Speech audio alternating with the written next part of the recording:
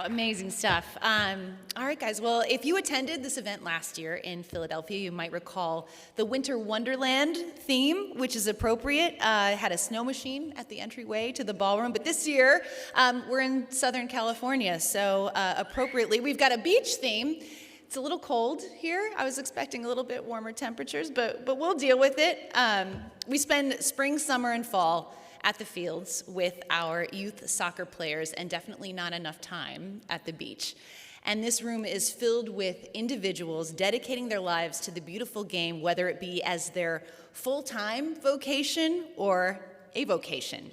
And tonight, it's super important that we pause and look back, honoring all of that dedication and the players and officials for their outstanding achievements. This year, it's important to look back because this is the first major event kicking off U.S. Youth Soccer's 50th anniversary.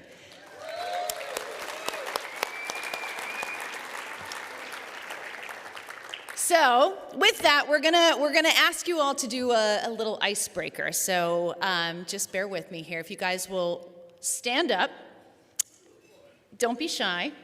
All right, this is what we're gonna do. We're gonna find somebody at the table that you're at, or maybe at the table next to you, and you're going to introduce yourself and say hello and wish them a very happy 50th anniversary, okay? So handshakes, hugs, whatever you're comfortable with.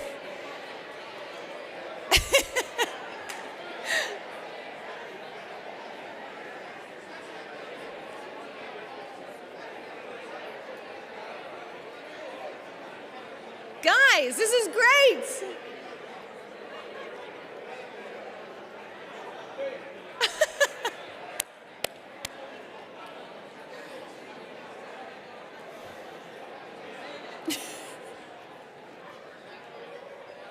You guys absolutely crushed that, by the way. I want to give a shout out to George. This was his idea, and I was a little skeptical. Sometimes with icebreakers, you just don't know. But George, well done. You guys, you nailed it. You absolutely nailed it.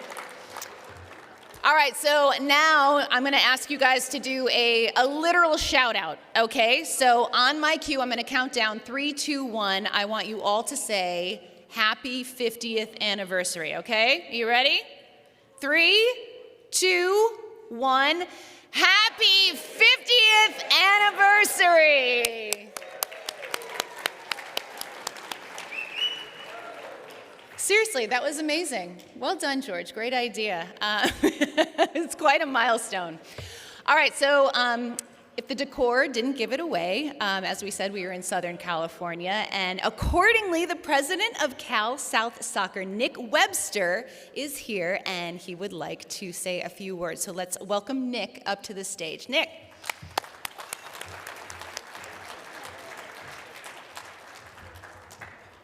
Well, thank you very much for coming to beautiful Southern California. Didn't like the quip about the cold, though.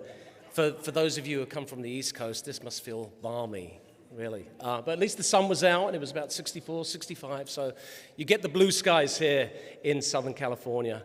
I just want to say a quick thank you to the Hilton Hotel for this fabulous ballroom, to the United Soccer coaches for putting on, once again, an incredible event, and of course to USYS for being such a wonderful supporter to Cal South. Also, the woman of the hour, Joy Fawcett, Cal South alum. Come on, give it up for Joy, Cal South alum. And also a member of the Cal South Hall of Fame, elected in 2013. And I just have a little anecdote about Joy. She probably doesn't remember me, but back in 2001, I was just a cub reporter at Fox Soccer Channel. And one of my first assignments was to go to the Rose Bowl and cover the U.S. women's team. And I remember going to the press conference, and Joy was there, and I was so nervous. And this was my first real job, and my first effort of meeting a national team player, and I remember just fumbling out, how was the game? And I mean, that was about the limit of my reporting skills back in those days. But Joy was absolutely fantastic and gave me a great answer that I could use on the report later that evening. So Joy, I know you don't remember me, but thank you very, very much. And we're here really to celebrate one of the greatest players to have ever pulled on the women's shirt for the U.S. national team. So it's going to be a great evening. Thank you so much for coming to Southern California, our hometown, and we hope to have you back in the very near future. So thank you very much, and back to our host.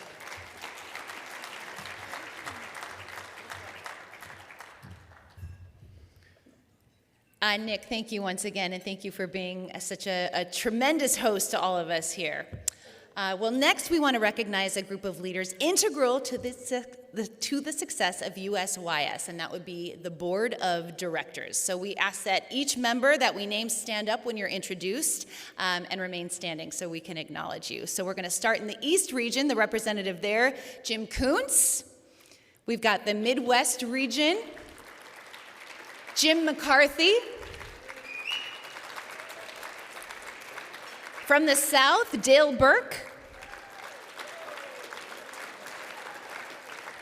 The West region, Dan Pop.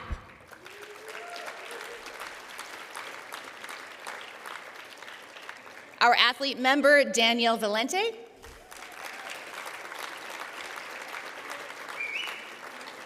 Treasurer, Tina Rincon.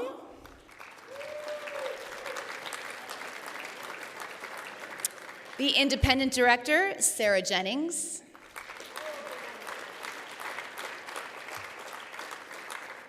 We have a member who's not with us tonight, but we want to recognize the other independent director as well, Pat O'Toole. So let's give a round of applause for Pat. Member at large, Louis Mateus.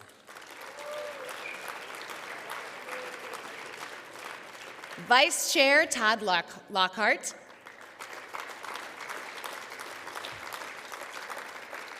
And finally, the U.S. Youth Soccer Chair, Dr. Pete Zophi, who we're going to hear from plenty later on in the show. He will be heavily featured tonight. Let's give these guys another round of applause, shall we? Thank you so much for your hard work.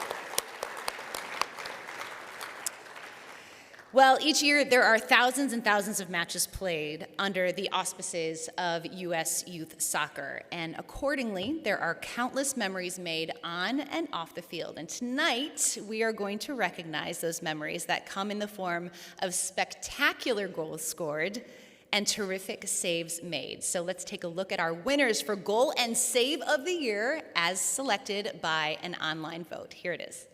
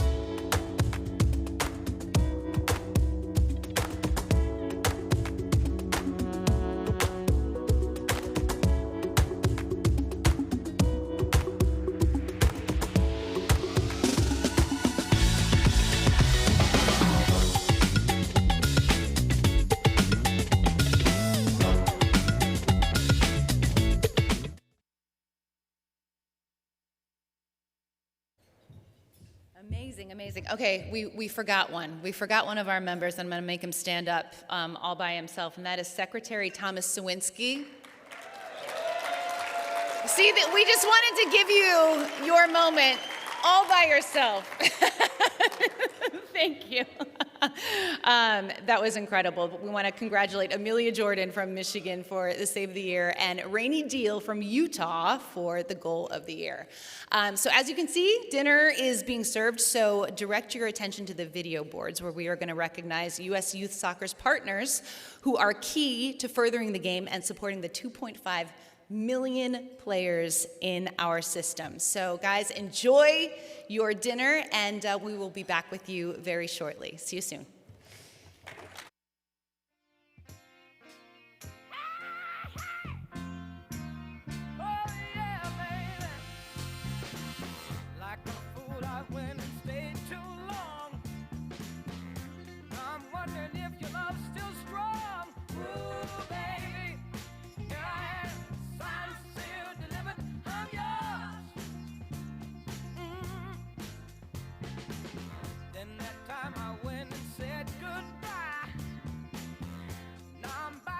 Ashamed to cry.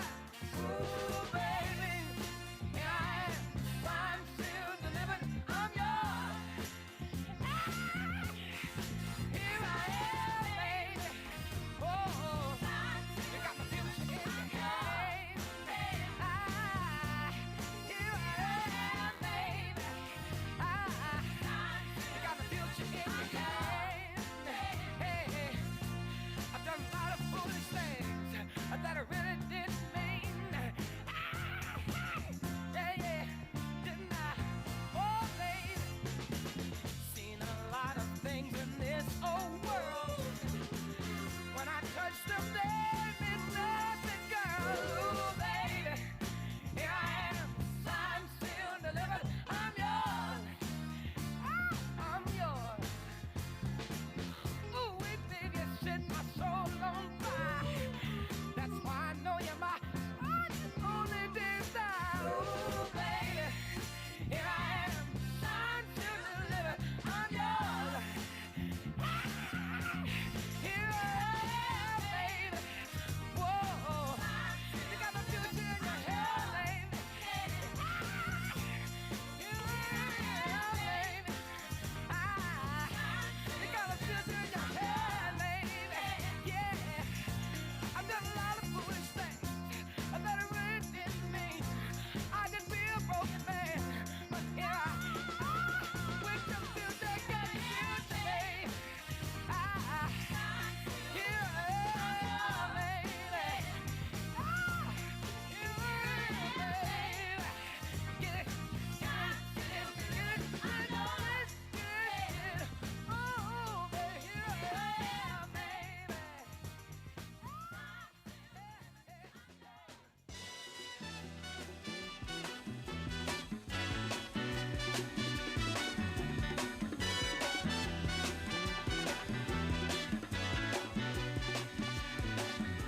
Hush now, child, and don't cry.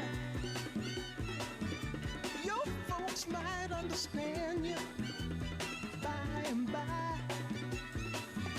Just move on up toward your destination. Though you may find from time to time complication.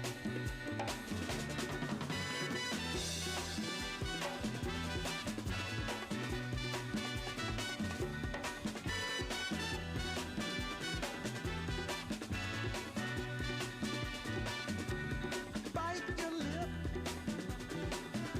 and take the trip. Though there may be wet road ahead and you cannot slip, just move on up. For peace you'll find into the steeple of beautiful people where there's only one kind. So hush now, child, and don't cry. Your folks might understand you by and by. Move on up and keep on wishing. Remember your dream is your only strength. breaking, so keep on pushing.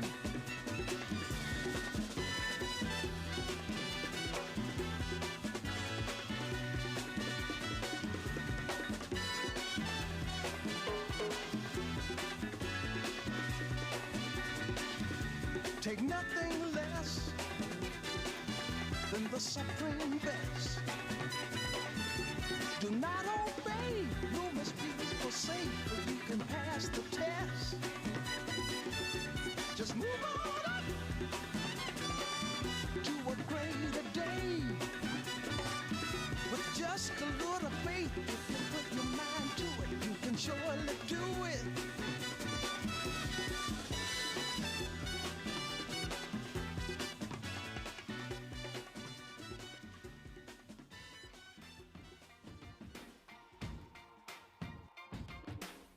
I used to bite my tongue and hold my breath, scared to rock the boat and make a mess. So I said quietly, agreed politely. I guess that I forgot I had a choice. I let you push me past the breaking point. I stood for nothing, so I fell for everything. You held me down, but I got up, already brushing off the dust. You hear my voice, you hear that sound, like thunder gonna shake the ground. You held me down, but I got up. Get ready, 'cause I've had enough. I see it all, I see it now. I got the eye of the tiger, a fighter, dancing through the fire. 'Cause I am a champion, and you're gonna hear me roar louder, louder than a lion. 'Cause I am a champion, and you're gonna hear me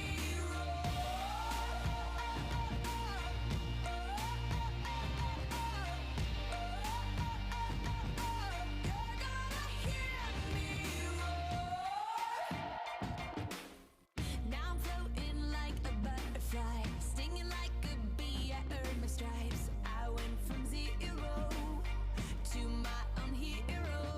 You held me down, but I got up, already brushing off the dust. You hear my voice, you hear that sound, like thunder gonna shake the ground. You held me down, but I got up. Get ready, 'cause I've had enough. I see it all, I see it now. I got the eye of the tiger, a fighter, dancing through the fire. 'Cause I am a champion, and you're gonna hear me roar louder, louder than a lion. 'Cause I am a champion, and you're gonna hear me roar.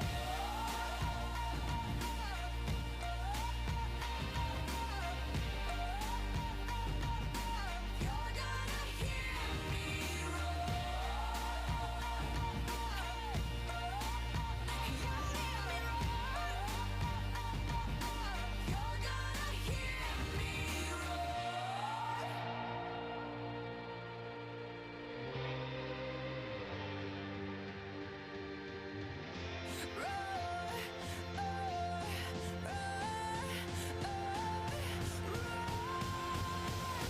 I got the eye of the tiger, fire, dancing through the fire. 'Cause I am a champion, and you're gonna hear me roar louder, louder than a lion. 'Cause I am a champion, and you're gonna hear me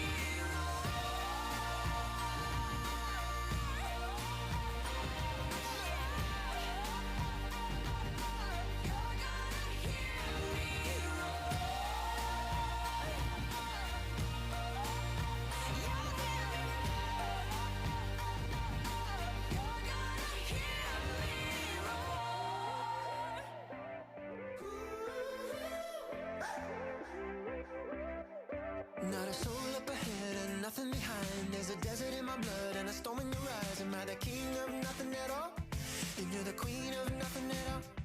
Well, I remember the fight and I forget the pain. I got my hand in your pocket and my key in your chain. Am I the king of nothing at all? Then you're the queen of nothing at all. Oh,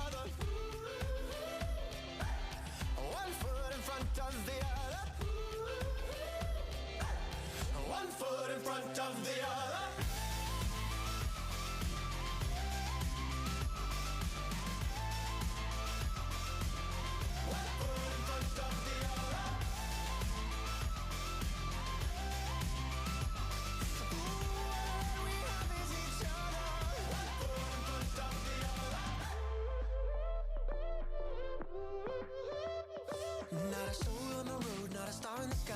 It's a desert in my heart and I know where to hide. I'm the king of nothing at all, and you're my queen of nothing at all. Well, out here in the dust, if you don't have trust, ain't nothing left of us. This is the exodus. They just testing us. They can't flex with us. They can't mess with us. They can't mess with us. Wilderness. How come even together there can be loneliness? Our hearts a mess, but it's our only defense to brave the wilderness. Across my heart and hope to die, taking this one step at a time. I got your back if you got mine. One foot in front of the other. One foot in front of the other. One foot in front of the other.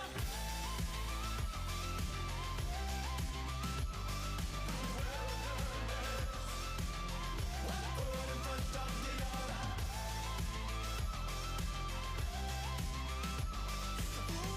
All we have is each other. One foot in front of the other. Out here in the dust.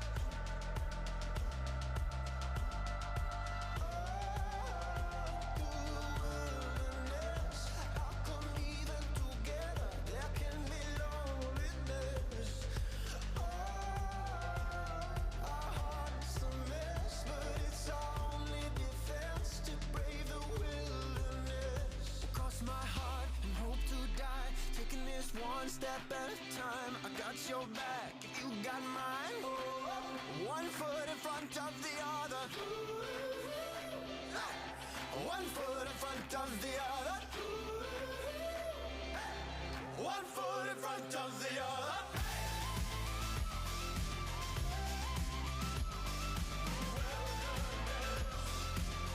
One foot in front of the other.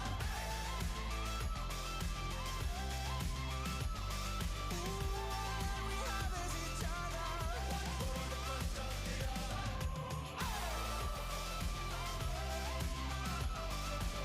In the so-called land of the free. One foot in front of the other. Don't you know all that we have is each other? One foot in front of the other.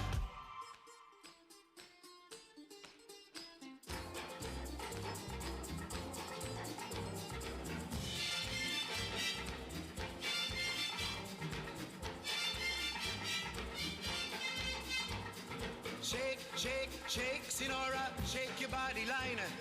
Shake, shake, shake, Sinora, shake it all the time. Work, work, work, Sinora, work your body line. Work, work, work, Sinora, work it all the time. My girl's name is Sonora. I tell you, friends, I adore her. And when she dances, oh brother, she's a hurricane in all kinds of weather. Jump in the line, rock your body on time. Okay, I believe you. Jump in the line, rock your body on time. Okay, I believe you. Jump in the line, rock your body on time. Okay, I believe you. Jump in the line, rock your body on time. Whoop. Shake, shake, shake, Sinora, shake your body line. Whoop. Shake, shake, shake, Sinora, shake it all the time. Work, work, work, Sinora, work your body line. Work, work, work, Sinora, work it all the time.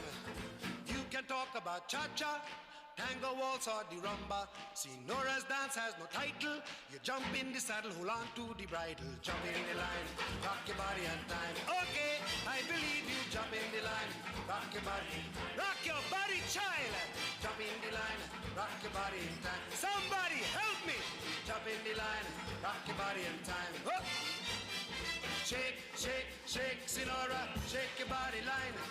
Shake, shake, shake, Sinora, shake it all the time. Work, work, work, work, Sinora, work your body line. Yeah. Work, work, work, Sinora, work it all the time. Sinora, she's a sensation, the reason for aviation. And fellas, you got to watch it. When she wind up, she bottom, she go like a rocket. Jump in the line, rock your body in time. Okay, I believe you. Jump in the line, rock your body in time. Hoist those skirts a little higher. Jump in the line, rock your body in time. Up the chimney, jump in the line, rock your body in time. Whoa!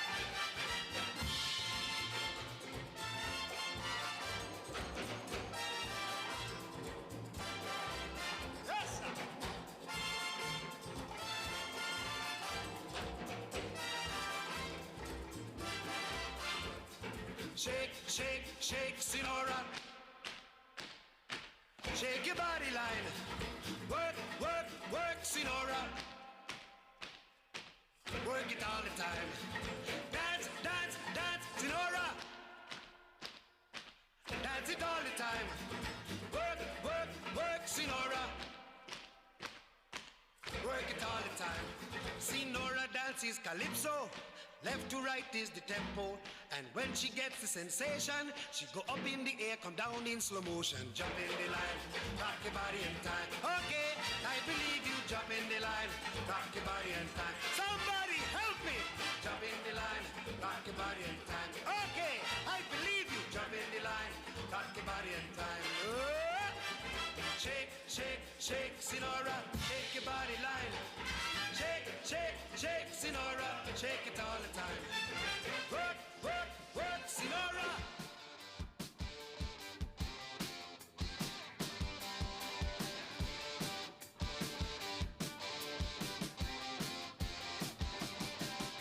It's getting late. Have you seen my mates?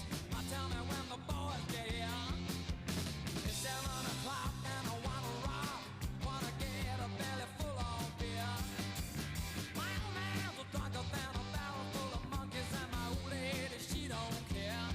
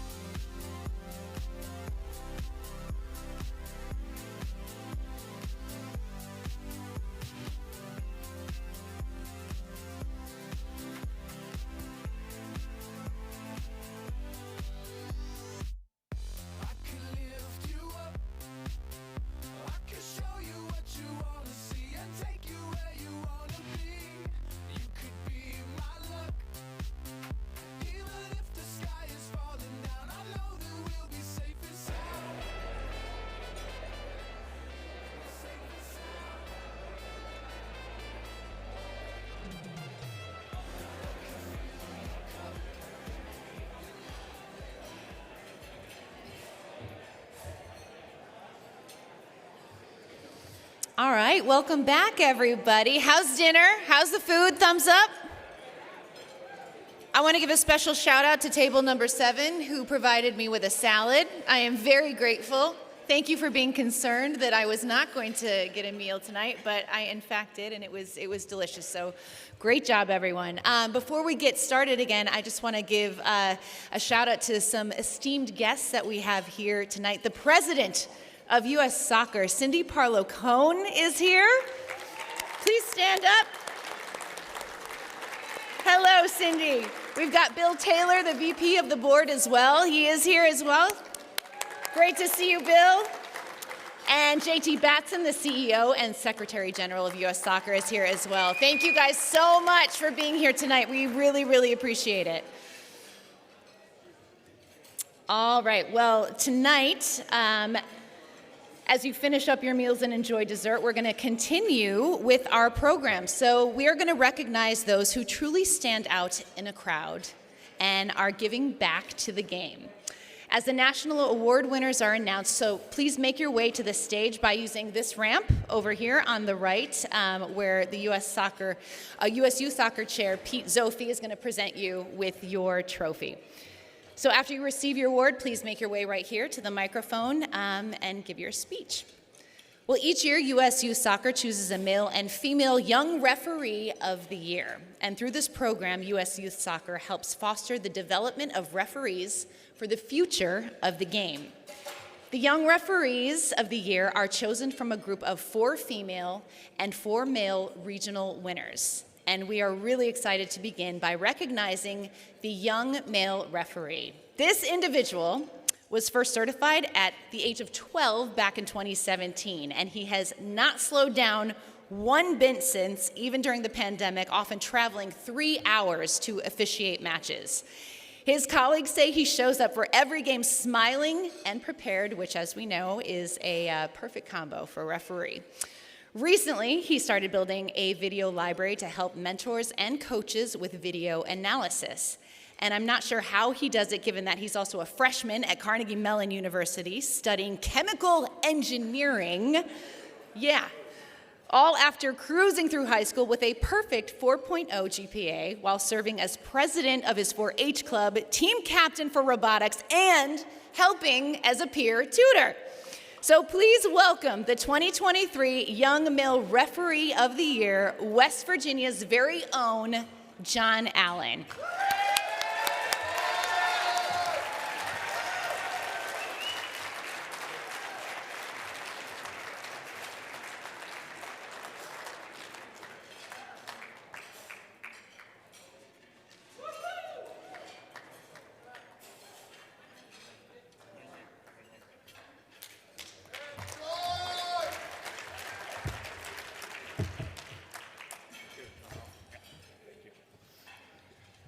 First of all, I'm extremely honored to be selected for this award, but it wouldn't have been possible without all of the referee administrators and everybody that helped me along the way. So thank you to Lee Suckle and the East Region Referee Committee, Doug Sharp and the West Virginia State Referee Committee, and all of the wonderful referee coaches, mentors, and colleagues I worked with along the way.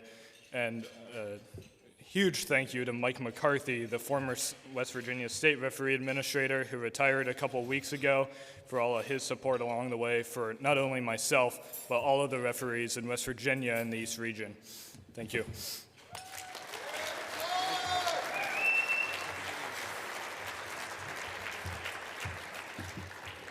Amazing. Congratulations, John. Man, that is one overachiever right there. We're so proud of you. All right, let's move it along to the Young Female Referee of the Year. So just like John, we don't know how she finds the time for so many different activities while a full-time student at Radford University pursuing a doctorate of physical therapy. She was a 4-year letter winner at Poquoson High School soccer, reaching the state title game in 2022 and twice being named All-State. She was also All-State in indoor track and led her field hockey team to back-to-back state finals appearances. Never mind her volunteer work for her church and participation in several other extracurricular activities. This lady was named a top official in her area, and she hails from a family where her mother and grandfather also referee soccer. She performs with her choir and has sung the national anthem before a variety of sporting events, which is so cool. And our winner hails from the great state of Virginia. So please welcome the 2023 Young Female Referee of the Year, Kayla Romain.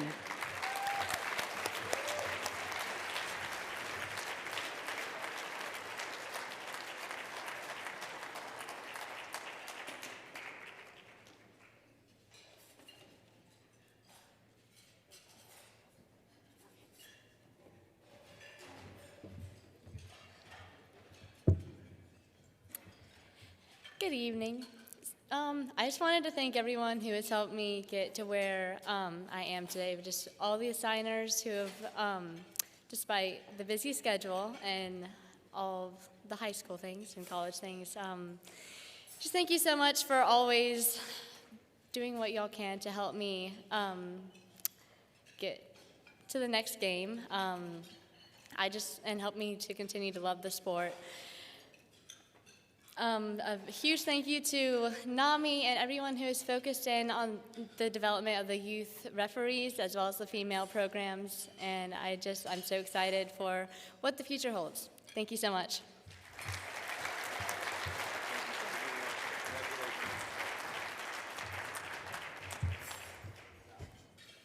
Awesome work, Kayla. Thank you so much. All right, well, USU Soccer Top Soccer is an outreach program and is a community-based training and team placement activity for young athletes with varying abilities. The Top Soccer Buddy of the Year Award honors a role model who creates a fun learning experience as a mentor, an advocate, a coach, or an administrator. And our winner works with the Cheyenne, Wyoming Top Soccer program, a group she's been a part of for 9 years. Our winner found her passion for helping others by watching her sister Madison's weekly physical therapy sessions, where she looked on in amazement as Madison gained both physical strength and confidence. And not shockingly, our recipient is studying to become a pediatric physical therapist at the University of Phoenix. Her spirit of giving comes through when she volunteers at the Cheyenne Animal Center, fostering a litter of kittens found without a mother. It also comes through with her work at the Air National Guard Child and Youth Program when she volunteered at a local domestic violence shelter, leading efforts to aid 15 families in need while making sure they had presents under the tree during the holidays. Her Top Soccer colleagues describe her as one of the most committed, caring, and patient buddies we have ever had. And that commitment paid off with one participant named Sam.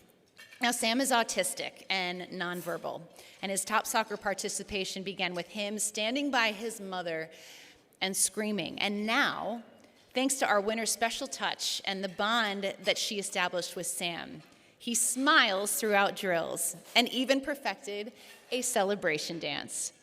Our Top Soccer Buddy of the Year from Wyoming, Emma Koffenauer.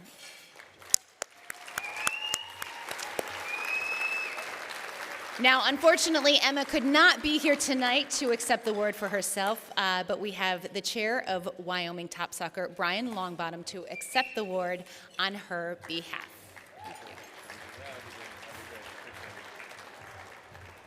Thank you. They told me that I had to come up here and just say, Emma said thanks. But I've got to be transparent about this. So I am the Top Soccer chair for the great state of Wyoming. And thank you. I'm also the top soccer coach in Cheyenne Soccer Club in Cheyenne. So I get to work with Emma pretty close. I think Emma's a nightmare. First of all, she's 19 years old, and she's way more mature than me. The players see that. It's embarrassing. So I can't stand that part of it. But every session we run, before the session, we try to connect our players and our buddies and make sure that there's a good pairing, and then we get them on their way as quickly as possible to the field. Emma always creates chaos because there's 10, 11, 12 players that always want to be with her, so I don't like that about her. During sessions, she's usually with Sam. However, I run a very strict, structured session. We stay on task no matter what. And every time I turn around, Emma's got 5 or 6 players from other fields hanging out with her, having a good time, and I'm not really included in it. So that is annoying. But the thing I like most about Emma is and least about Emma is that we have a pizza party every year, the last session of our season, and that's my favorite time because I love pizza, and I look forward to it because my wife doesn't count the carbs over my shoulder in this night, so it's exciting. It's a good event for me, but Emma always volunteers for everything, and that includes handing out slices of pizza to all our players. When that's 60 players and she's got to hang out with all of them and enjoy their time together, that takes about an hour and a half for me to get my slice,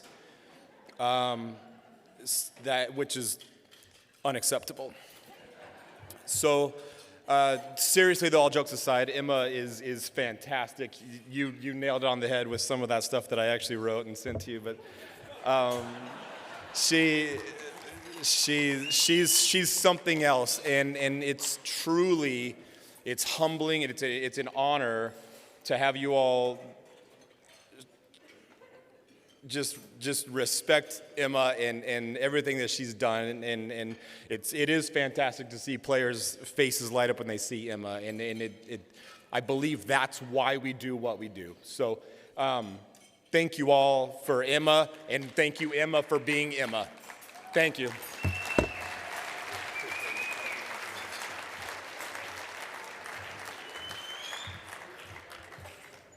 Brian, that was amazing. I mean, I'm so sad Emma's not here, but I'm really glad that we got to hear that speech. That's fantastic.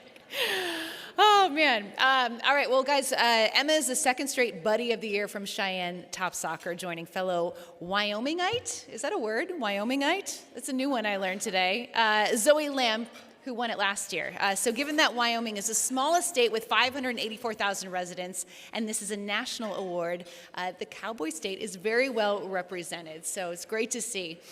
Our previous awards were earmarked for youth, and this one is not. It's open to top soccer coaches of any age, making our award winners' accomplishments all the more remarkable since she is actually in college. So honoring an extraordinary top soccer coach who shows leadership and support while assisting, guiding, directing, and teaching the game of soccer and its skills while creating a fun learning experience. USU Soccer is proud to announce the Top Soccer Coach of the Year honoree. Her aptitude was foreshadowed when she started playing soccer at the age of 4. And then she decided she also wanted to be a special education teacher. While enjoying a standout career with the Fire Soccer Club, she became its first certified top soccer coach at the age of 14. She quickly started setting up sessions, leading groups, and coordinating events. And she's a special education major at the University of Wisconsin, Stevens Point.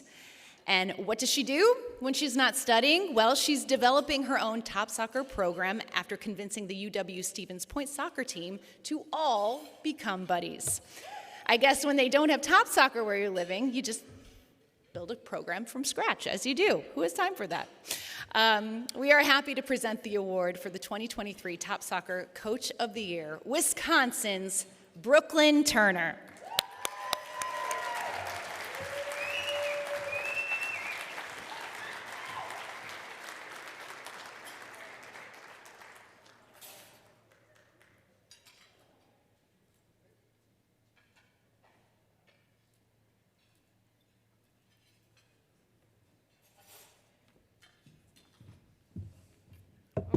Short, sorry guys. All right. I would like to first thank the USU Soccer Association for this award, and additionally, I would like to thank my family and my parents who have been instrumental in making me the person that I've become. I certainly would not be here today without their support and guidance. I would also like to thank my club, the Howard Fire FC, for starting this program in our area, and my coach, Armando, who has been there to support me throughout it all. Armando started off as my coach back in 2017, And I've grown so much as a person learning from him and everybody else in the program, really. So thank you to Armando. He is one of my biggest role models, and I am so fortunate to get to work with him in our top soccer program as well. I would also like to congratulate our club's coaches, Heidi, Sherry, Tatum, and our buddies, Darren and Landon, as previous Wisconsin Award winners, and in particular, one of my teammates, Raina Young, as she was this year's Midwest Regional winner. So thank you to all of our coaches and buddies as well. They are instrumental in helping me and this club grow our program to what it currently is.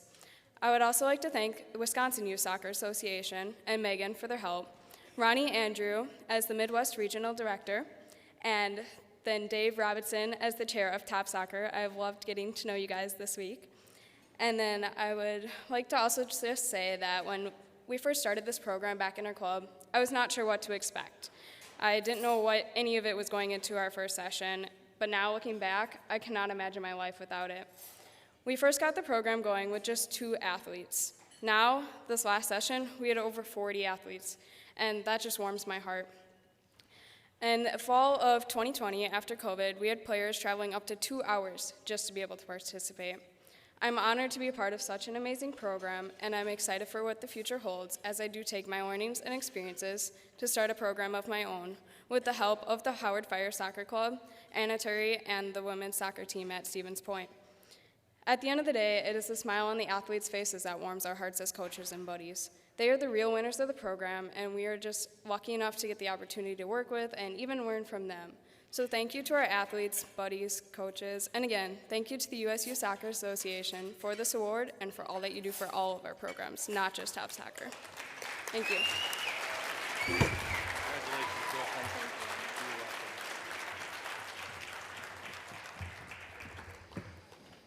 Congrats again. Well, as a Chicago area native, it pains me to say it, but yeah, good luck to the Packers this weekend. Go Bears! It's been rough. It's been a rough go as a Bears fan lately, let me tell you. No, super happy for Green Bay, I'm kidding. US Youth Soccer would not be the organization it is without the efforts of its volunteers. Appropriately, the Volunteer of the Year Award honors a positive role model who promotes players, the game of soccer, and increases the opportunities of others to participate. If the definition of a volunteer is someone who is willing to do anything, our winner takes it to the extreme. His soccer resume has just about every title imaginable on it. In his 23 years of volunteering in Quincy, he has been a member of the Massachusetts Youth Soccer and America FC United Soccer Club Board of Directors, the president of the South Shore Soccer League, part of the group that ran U.S. Youth Soccer's President's Cup in his region. He's been a referee, as well as a senior, a mentor, and a certified futsal referee. He has been a district select coach since 2006, and his coaching credits also include a 3-year stint as the head coach for the girls' varsity soccer team at Elizabeth Seton Academy in Dorchester. And that doesn't even cover it. That's just a few of the highlights. Accordingly, he also received the 2012 Quincy Youth Soccer Malcolm McNeil Volunteer of the Youth Award. And to boot, Quincy Youth Soccer has another award named after him, given annually to the individual that goes above and beyond for the children of Quincy. It's called the Dana Santilli Spirit Award, and that is exactly who our 2023 Volunteer of the Year is, Massachusetts, Dana Santilli.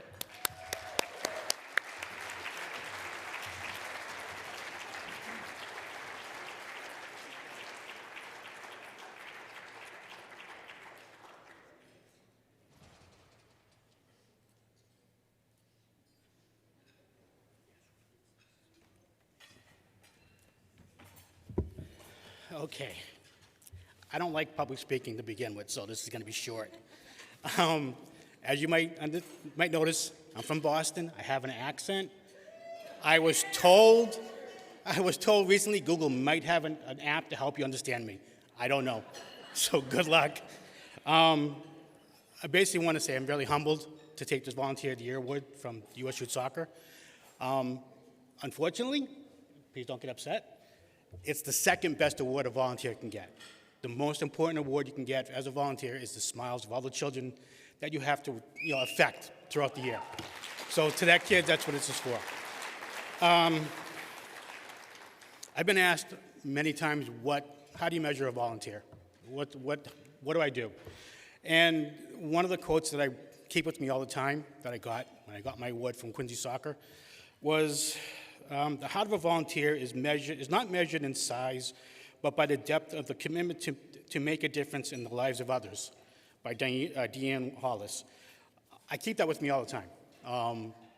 With all the kids I touch, not literally, through soccer. It had to.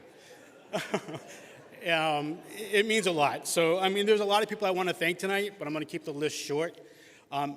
Quincy Youth Soccer for allowing me to be there for 17 years, over two different terms. Mass Youth Soccer, the group in the back here.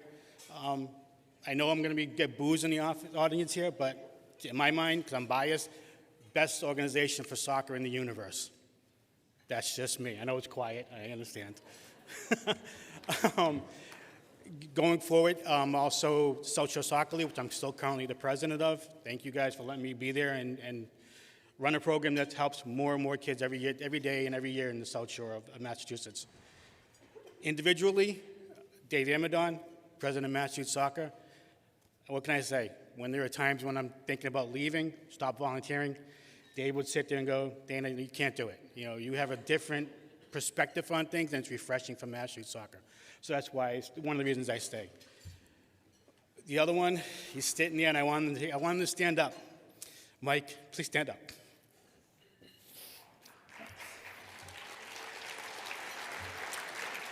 I've known Mike almost my entire time volunteering. Mike is a friend, like a family. With Mike's guidance, I've become the volunteer that I am today. Mike, thank you.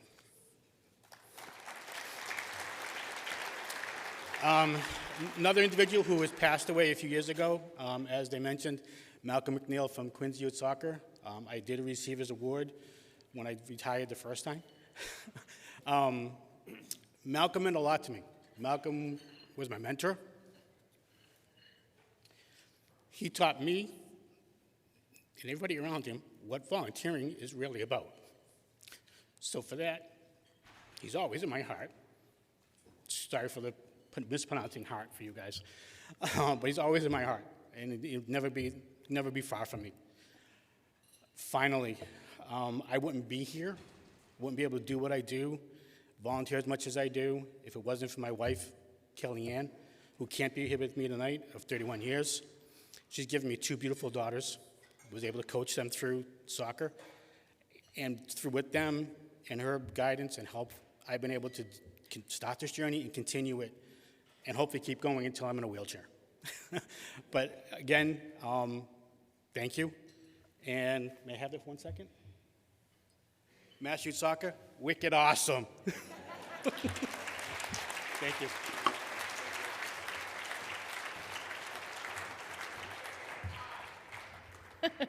What a ledge. Thank you so much, Dana, and congratulations. All right, well, presenting our next award from the U.S. Youth Soccer Board of Directors, let's welcome Dale Burke to the stage. Oh, there he is. Good evening, everybody. Too often, those left behind the scenes who give years of hard work, dedication, are overlooked. We just assume they're there. While thousands deserve our praise, we will now honor one administrator for extraordinary accomplishments and service. Our award winner got the soccer bug early and pretty much lived at the fields growing up. He played in the USYS system for over 15 years. His father, Jim, who many of us know, is in the U.S. Youth Soccer Hall of Fame and was on the U.S. Youth Soccer Board of Directors. This year's winner is equally accomplished as his dad within soccer, serving North Texas Soccer As Director of Operations, he has spent years running the USYS national office. He was with the office for many, many years. His expertise extends far behind operations and managing major events. He also oversees coaching education and referee administration. He's well regarded throughout the soccer community. And as everybody knows me, I'm going off script. The winner of this award, his dad won this award 12 years ago. He is somebody, anybody in this room can pick up the phone, call him. He will be there for you. He will help you. He will guide you. His expertise is beyond anybody. I was executive director in Florida. I called him all the time. I am proud to present this award to Rob Martella.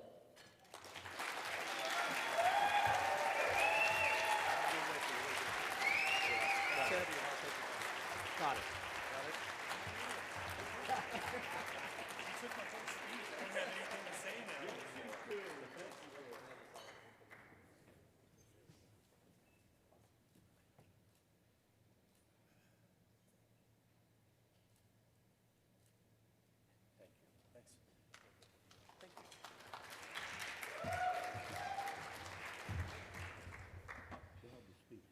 Yeah, that's the tough part. You took everything away from me, Dale. USU Soccer Board of Directors, administrators, volunteers, coaches, referees, and staff. I typically stand in the back of the room, headset on, calling the shots for 15 years, so this is a little different for what I have to do. Truly honored and humbled to stand here before you tonight to accept the award for Administrator of the Year. I would also like to recognize the regional winners that are not here tonight with us: Terry Reed, Delaware; Brittany Monroe, Kentucky; and then Trent Hallman from Wyoming. Congratulations to you guys. I won't be able to put into words tonight how much this award means to me and my family. Because of the collective effort of USU Soccer, North Texas Soccer, and all 100 plus local North Texas associations. First and foremost, I'd like to thank Janet Campbell for recognizing me and nominating me. Comes as a complete surprise because I went to our North Texas AGM and I'm just gonna go and hang out and do my thing. My family showed up and I'm like, what are you doing here? I still did not see the writing on the wall. They just said they wanted to come over, they couldn't get into the restaurant at the Galleria, and they wanted to come and just say hi. So I went to Lisa Stiles, our business manager, and said, hey, is it okay if my family joins us tonight? Just by chance, there are 3 seats at our table. I still did not recognize it. So thank you to Lori, Nathan, and Caden, sharing me for over 22 years.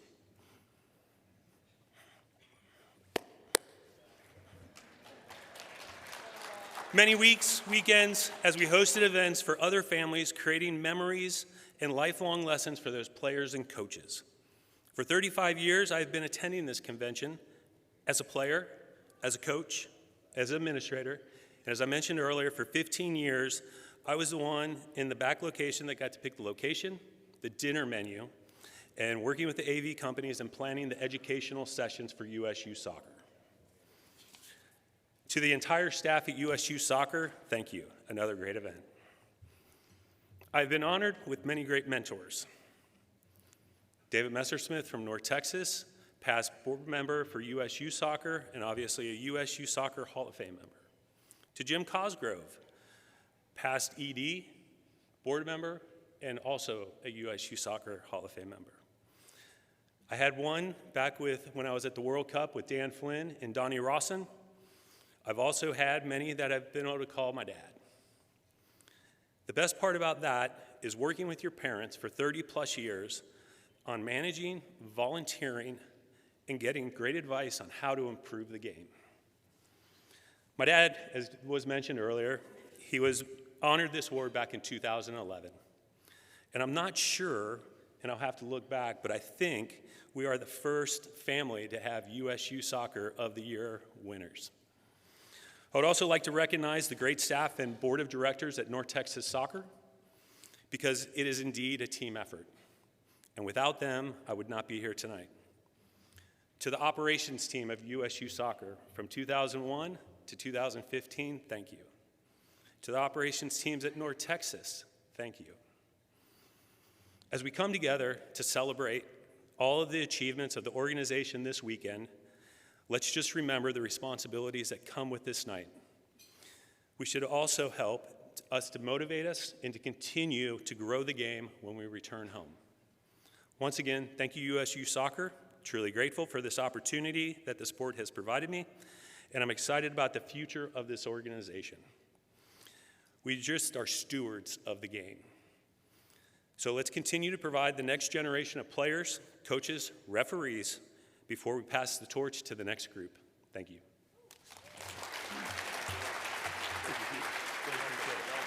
Thank you.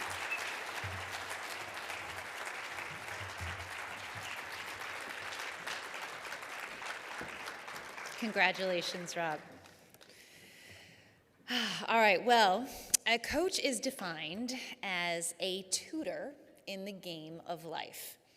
And the Recreation Coach of the Year is honored for his or her coaching activities, sportsmanship, player development, personal coaching development, and citizenship.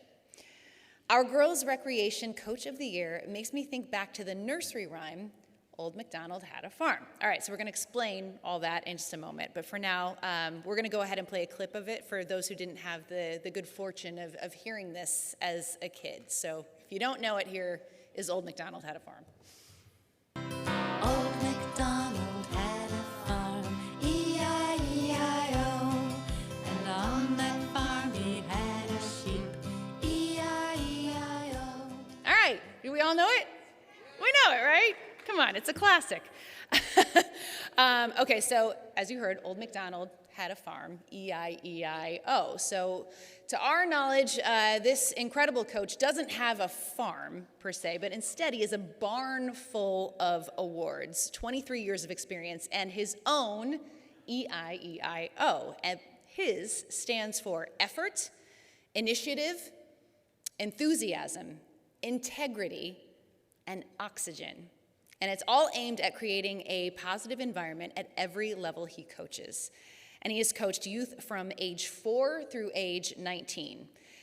To boot, in 2020, he and his wife Susan founded an academy to encourage vulnerable, low-income, and minority children to play soccer. And it's paying off. His Shawnee Soccer Recreational Academy has grown to more than 150 players.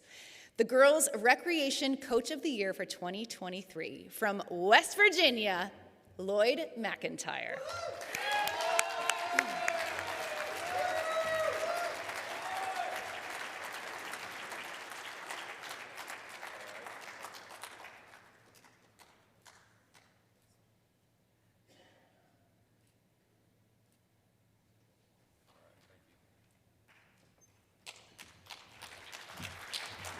I did not remember writing all that, so it's a good thing my speech ties right into Old MacDonald Had a Farm.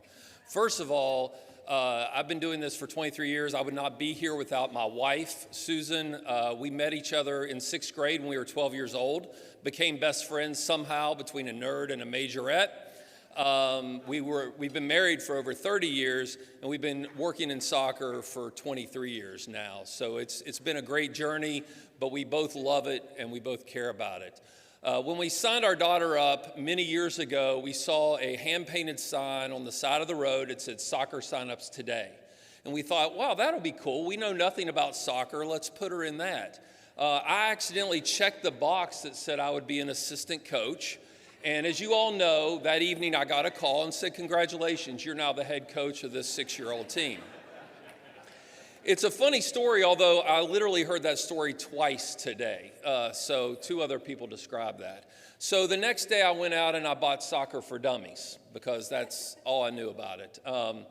But our kids really enjoyed it. The girls decided they no longer wanted to be the Rugrats, and they decided they would rebrand themselves as the All-Stars, and we created our first girls team. So I went out and bought the second book, which I was honored to meet Miss Fawcett tonight, because it was Tony DeSico's Catch Them Being Good. And that really inspired me and how I became a soccer coach for the next 20 years. And the reason we talk about effort, integrity, enthusiasm, and initiative to my soccer players, to my coaches, to anybody I mentor, is because it's so important to have that philosophy and for them to understand it. But the most important piece that I really want to emphasize is oxygen. And that's the piece that I was missing for a long time. I figured out what is a good O word, and oxygen is the word, because you need a spark. Whether you're a player or a mentor or a coach or a referee, you need somebody to be there as a coach and a role model for you. Miss Fawcett, you were the spark for me. You didn't even know it at the time. But John Allen is our young referee from West Virginia. He needs a spark. Nate Tessman, he's a young coach. He needs a spark. And so that's been the thrill, of seeing the kids' faces, seeing when they connect the ball and they figure out what they're doing right, and gives them that spark. That's what drives me to continue doing it every day. So I'm extremely honored to be here. From Soccer for Dummies to being here at USYS has been an incredible journey. Thank you all so much.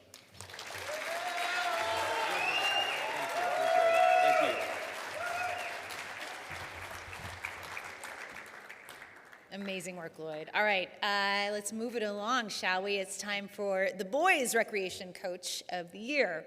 Now, this individual's nomination stands out in that it often references parents, and not just the hundreds of players who want to play for this standout leader. It mentions repeatedly his ability to communicate regularly and openly with players and parents.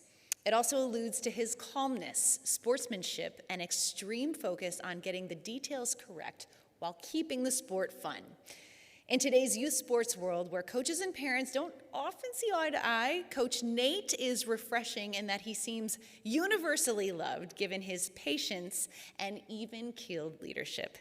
He is from West Virginia's South Hill Soccer Association. The Boys Recreation Coach of the Year, Nate Testman.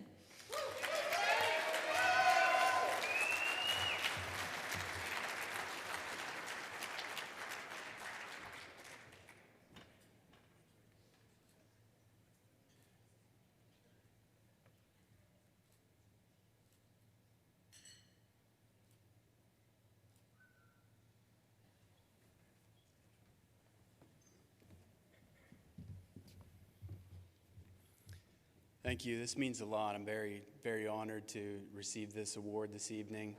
I appreciate the support from United States Youth Soccer, the support from the West Virginia Soccer Association, and also the tremendous support from my local club, the South Hills Soccer Association. I'd like to give special thanks to my inspiration for coaching, my two sons who are both here tonight, Tyler and Cole. Cole is the crazy one that was running around here earlier. And also a special thanks to my wife and all of the spouses that put up with us soccer coaches. That's a job in itself. So appreciate this. This means a lot. I'm very honored to receive this. And thank you all. Thank you.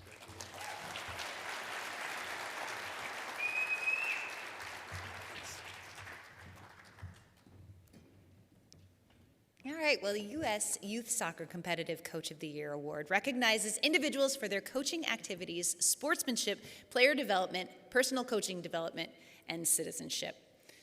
Was this one? Did we repeat? Is this the same one? We're good? All right, sorry guys, just checking. A little housekeeping. I was like, I feel like I said that before, and sometimes I flew from Miami this morning. It's been a long day. The U.S. Youth Soccer Competitive Coach of the Year Award recognizes individuals for their coaching activities, sportsmanship, player development, personal coaching development, and citizenship. So we're going to recognize the Girls Competitive Coach of the Year for 2023. The recipient had 2 teams win national titles last year. While this fact was referenced in his nomination forms, it was not much more than a footnote. And instead, parents and players talked about how his teams helped families in need at the holidays, including one who lost their home due to a fire. It also mentions an annual trip he takes his players on to his native England. And while this coach is a winner, his players' parents say he wins with dignity, ethics, and morals. Ladies and gentlemen, the 2023 Girls Competitive Coach of the Year, Ohio's Simon Davis.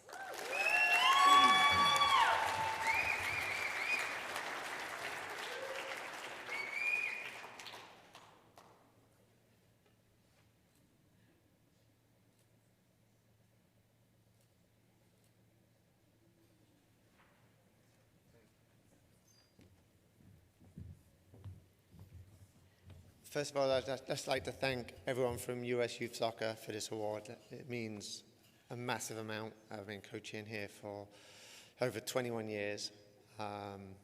And to be able to stand up here and see all these coaches out here at this convention and to receive this is a huge honor. So I really appreciate it. So thank you so much.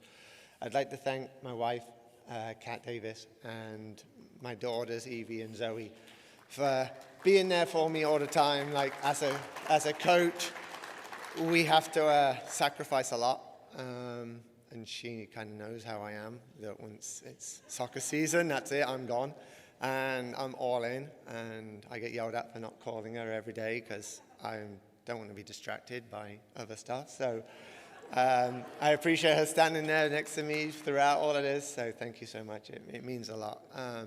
To obviously have the year that we've had, it has been amazing.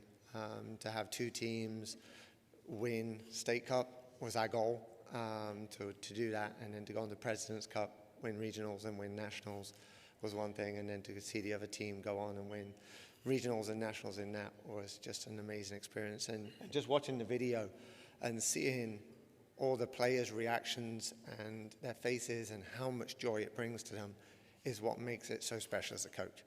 You know, that's why we do it, and that's why it's so easy to give up our time, because it means so much to them. And when we see these kids in the future, like, that's something they'll never ever forget. So it's for all the players, it's for everybody, and I want to thank Ohio Soccer.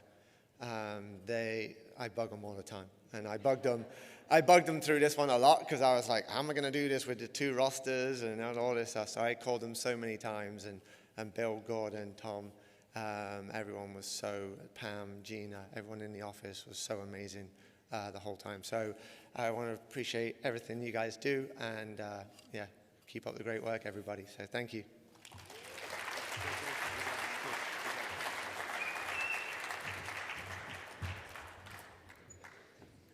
Congrats, Simon. All right, well, let's now turn our attention to the U.S. Youth Soccer Boys Competitive Coach of the Year. Like our girls winner, this recipient's nomination barely talks about wins and losses, even though it's a competitive award and his resume is littered with championship accolades, including leading 2 top-ranked teams. Instead, the nomination starts by outlining his zero-tolerance policy regarding sportsmanship, including proper high fives or handshakes with the other team after every single match. His players help opposing players off the ground and regularly offer hugs to the other team after a tightly contested match. All actions that explain why he is friends with rivals off the field. If coaching day and night weren't enough, he finds time to volunteer with the South Michigan Food Bank. The 2023 Boys Competitive Coach of the Year, Michigan's Trent Heil.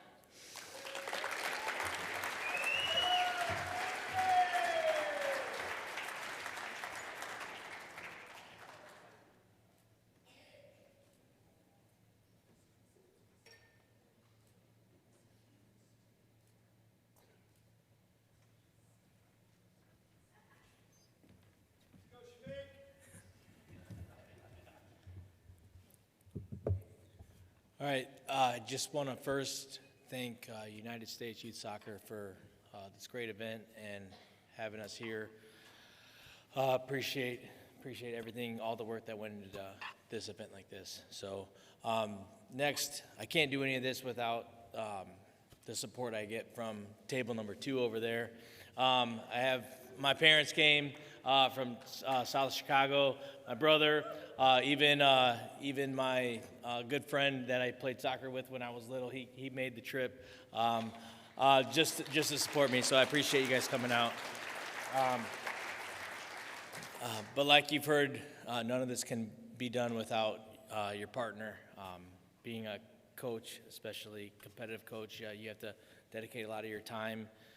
And I have one of the best partners in crimes.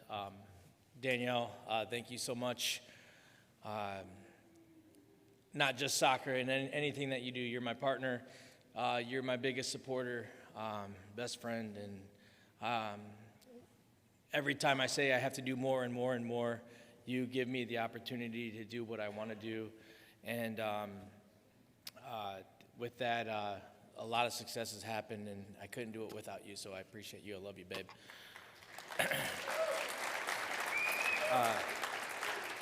Next, I want to thank, for doing this. You need to have a great support staff. So I have a ton of assistant coaches. I have Coach Tony, Coach Ben, Coach Marty, Coach Dre. They kind of help me. I do a ton of coaching. I coach 2 club teams on top of a varsity program, and without them, I couldn't do anything. So I'll give a shout out to them for all their help. I get to coach my kids. I have an opportunity to coach my kids. I have 3 kids that I coach, and it might be nonstop. It's one practice after the next practice after the next practice, but the trainings are phenomenal because I get to help out my kids, and they love what they do. They create friendships that they will have forever. My boys team specifically, winning a state championship, just starting at the age of 7, going through every single one of my kids. They play with kids that are from their same city. It's just phenomenal what they've gone through, the progressions that they've gone through, and to be able to have these lifelong memories. It's something that as a father is so important, but as a coach, as Simon said, like this is why we do what we do, and I just appreciate that. One more thing, I want to thank my club, Michigan Youth Soccer, for everything. My directors, our president Allison, our team managers Allison and Amanda. Thank you guys so much for everything that you've done. This award is so meaningful, and I'm so humbled by it, and I appreciate this weekend. It's been so great for me, so thank you guys so much. Appreciate it. Thank you.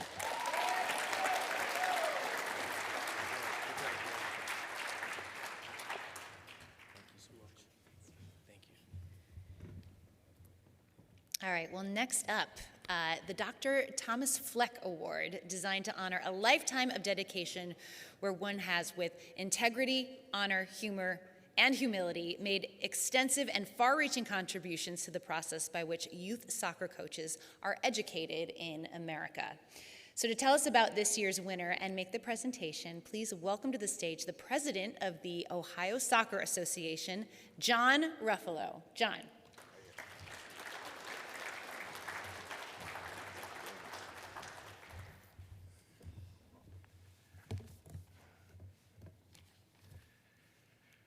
All right, good evening. My name is John Ruffalo, and I am the president of the Ohio Soccer Association.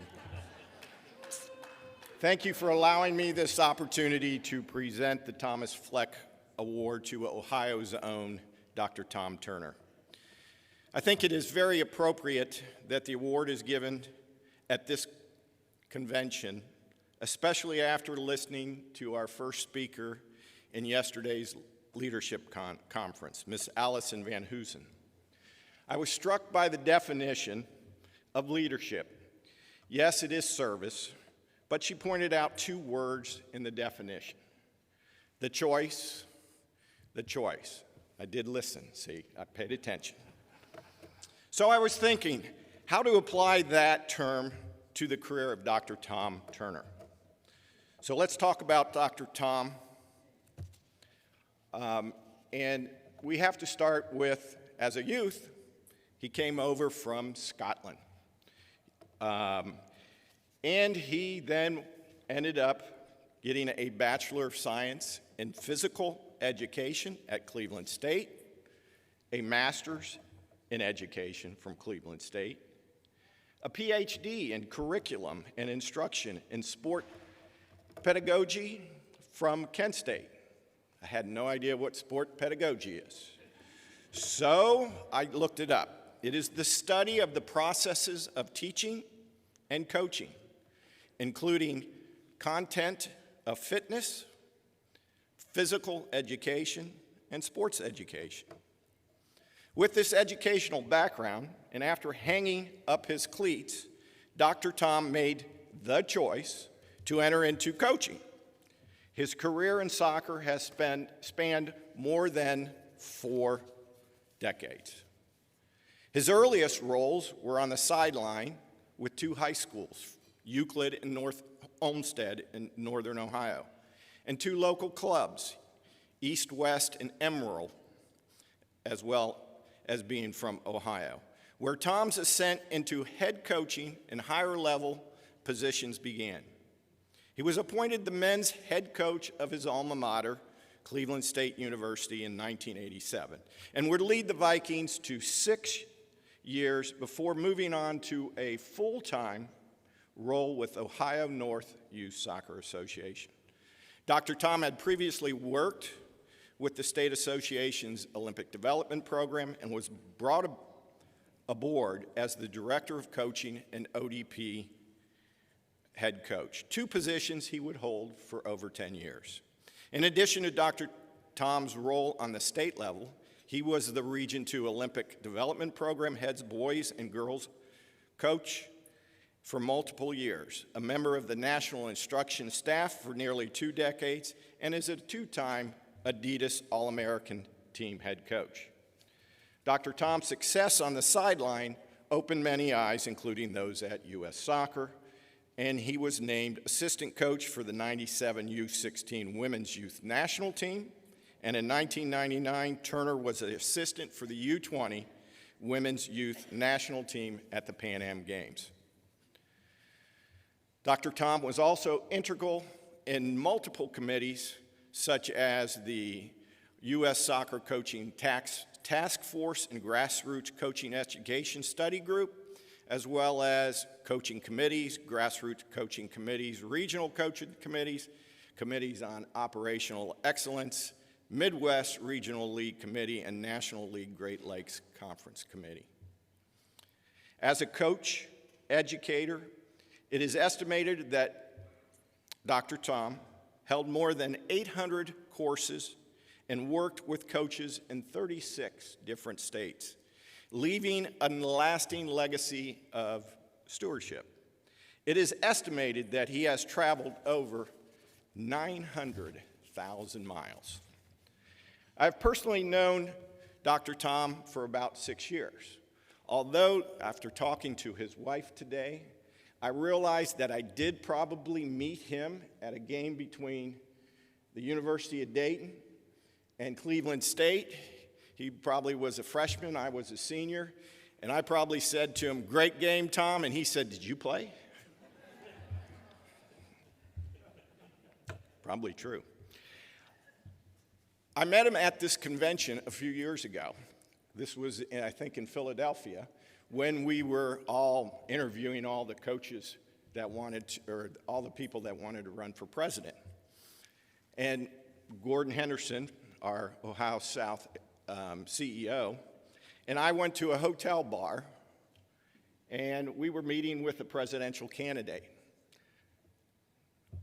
This candidate knew everybody under the sun, and he basically gave us no time of day. So I'm going, this is just not going well for me.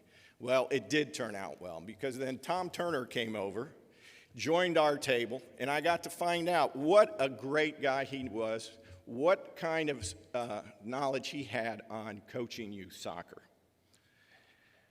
More importantly, we talked about youth soccer and the role he played in youth education. I remember Gordon telling me he was the face of Ohio North Youth Soccer. I remembered this meeting, especially 3-4 years ago, during the discussions about a merger between Ohio North and my state organization, Ohio South. As president, I was questioning the benefits of a merger. I will tell you that our Ohio South board was reluctant. However, once many of our board members got to meet Dr. Tom and realize his accomplishments, the process of merger was accelerated. For that, Dr. Tom, I'm very grateful. Now, I did a little bit of research as well, and there is an article written about Dr. Tom in the Player Development Project. And these two quotes came from this article, and this is pretty much tells you what his philosophy is. Youth soccer needs to base the development process on play and then find the right moments to encourage technical and tactical information. He said, I consider myself a teacher who coaches soccer. The primary objective with young players is always to create an environment that encourages them to return the next week, the next season, and the next year. There is no delayed gratification with young players. They need enjoyment now. So therefore, I am appreciative of Dr. Tom's decision to make the choice to lead youth soccer, especially in Ohio. Tom is here with the love of his life, Barb. Barb, if you would stand up. There you go. Come on. She's put up with him for a long, long time. And I would just want to thank you for sharing Tom with us. And now, let me present to you this year's Dr. Thomas Fleck Award recipient, Ohio's own Dr. Thomas Turner.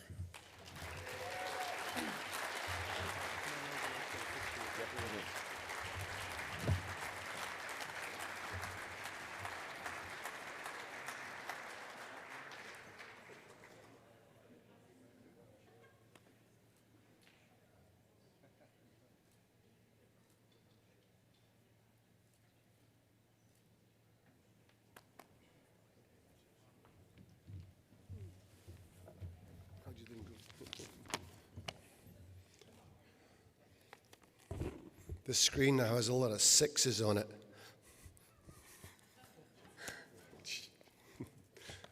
John, thank you so much for the words. It was a trip down memory lane, most of which I'd forgotten.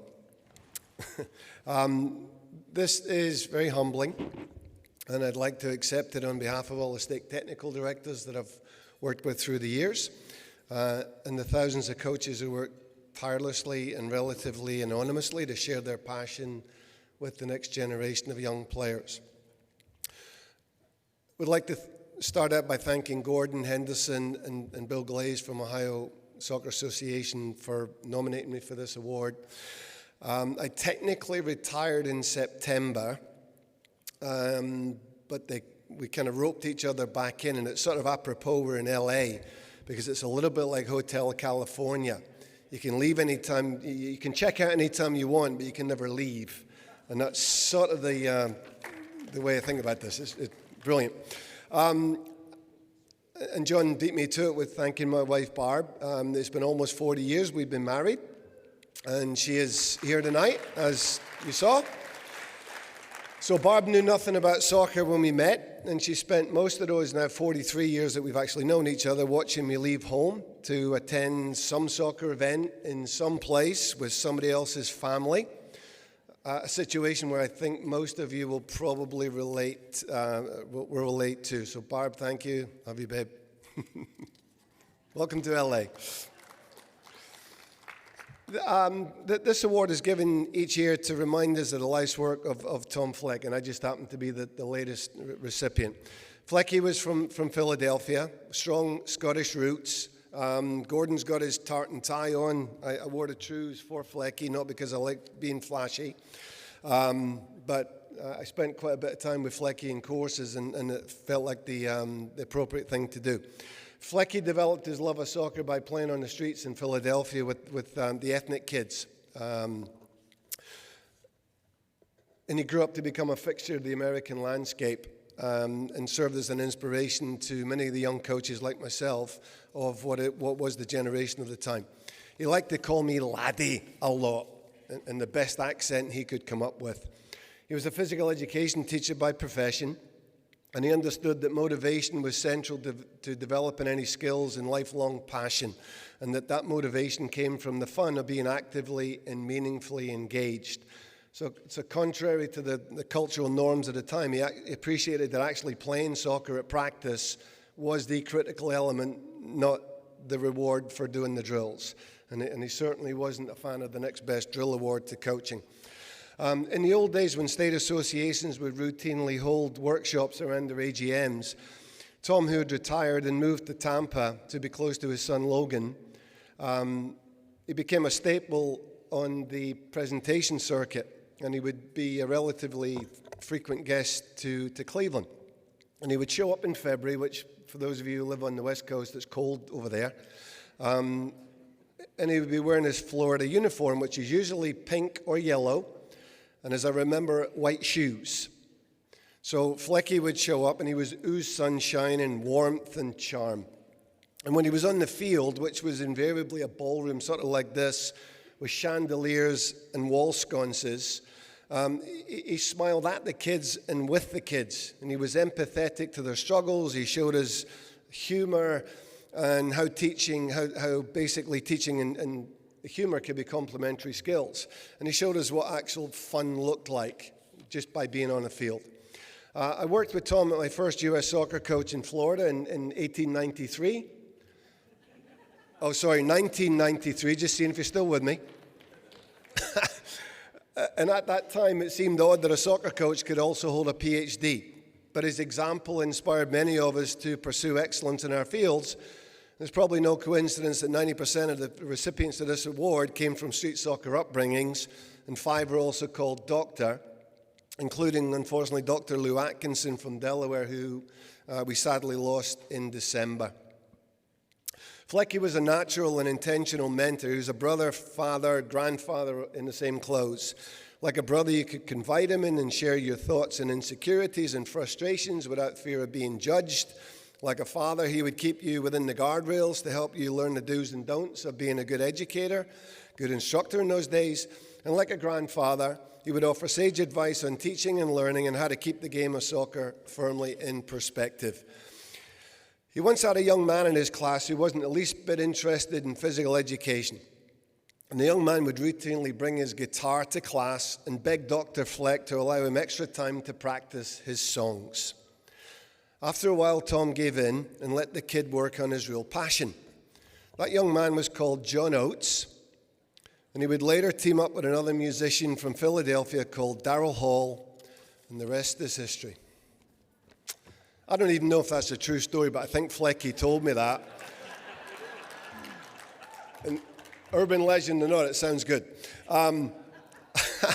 So Flecky was a coach who worked through the lens of a teacher who understood kids in an era when conversations about ages and stages were not really part of our soccer consciousness.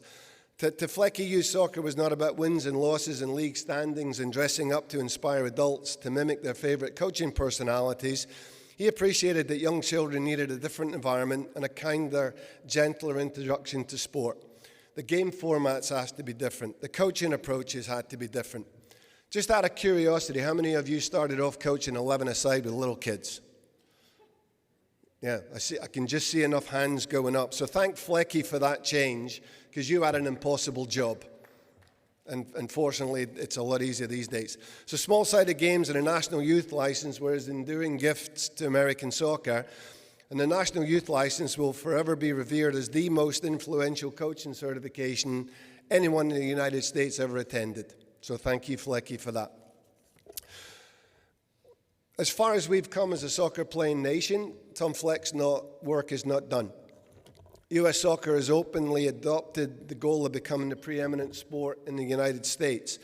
And for those of us who've helped the sport evolve and grow over the past 5 or 6 decades, that aspiration doesn't seem so far-fetched anymore. However, while soccer at the competitive and professional levels is thriving, the average playing career of a youth soccer player is just 3 years, and the average age of retirement is 9.1. And that's where I think we have work to do. So our potential to become a major player on the world stage will always be grounded in grassroots soccer and in coaching education. And it wasn't lost on many of us that U.S. Soccer went back to the future in 2022 and repackaged the D license in the spirit of the National Youth License, only to inexplicably remove the U6 age group from the 2024 update. So we'll see how that evolves. I took a picture about 10 years ago of a grassroots soccer game. There was a little boy, he was about 5 or 6, was assigned to playing goal. And after hanging on the net and hanging onto the post, he was sitting on the goal line, cross-legged, watching his teammates and coaches at the other end of the field. He was clearly very bored. That image hung on my office wall as a poignant reminder of why I, and probably most of you, get out of bed each day to go to work. Reminding each other of the motivations and needs of young children is why we honor Dr. Tom Fleck tonight. This is and should be our why. And this is why we must all continue to do our part in working with our clubs and leagues to convince them that the dream of becoming a preeminent sport in the United States begins with every young boy and every young girl actively living the motivation to come back for a tomorrow. Thank you again for your time, and thank you for this awesome recognition, and good luck to all of you. Thank you.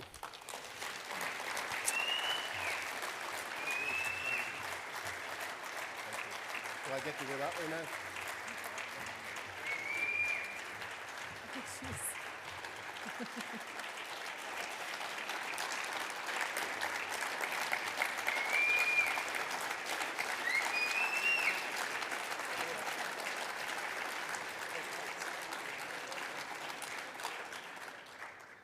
All right, while I search for my place, can we give it up once again for Dr. Tom's pants?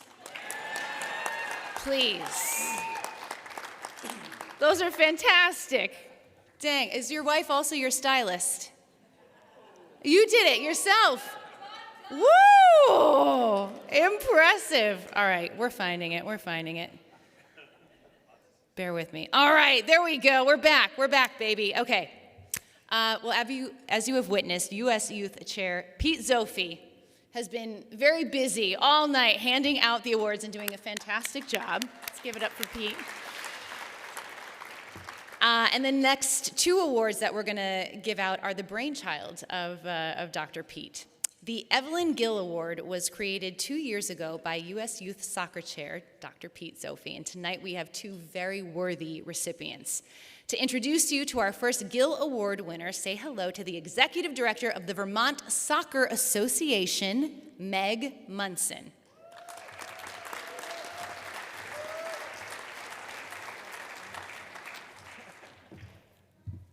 Hello, everybody.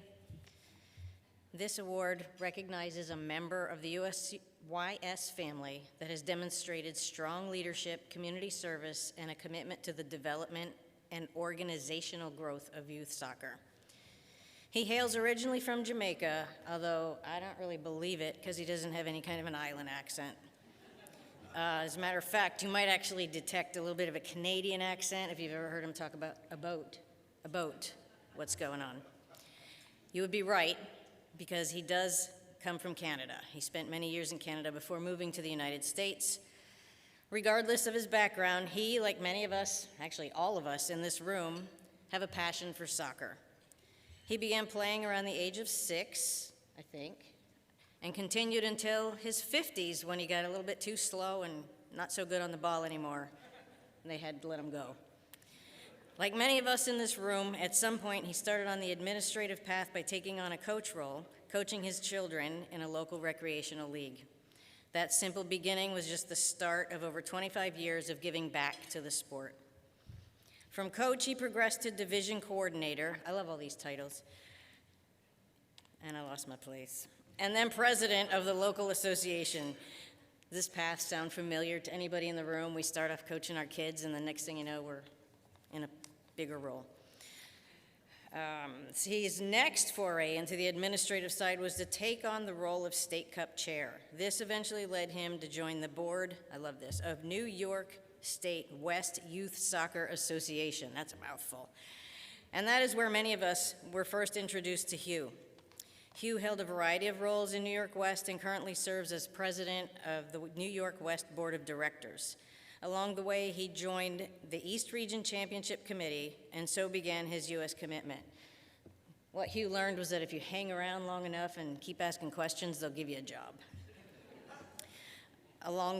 In 2020, he accepted the role as chair of the USYS Diversity, Equity, and Inclusion Committee. Here, he and his team have worked to develop a benchmark assessment of the organization and provide a long-term strategy for DEI.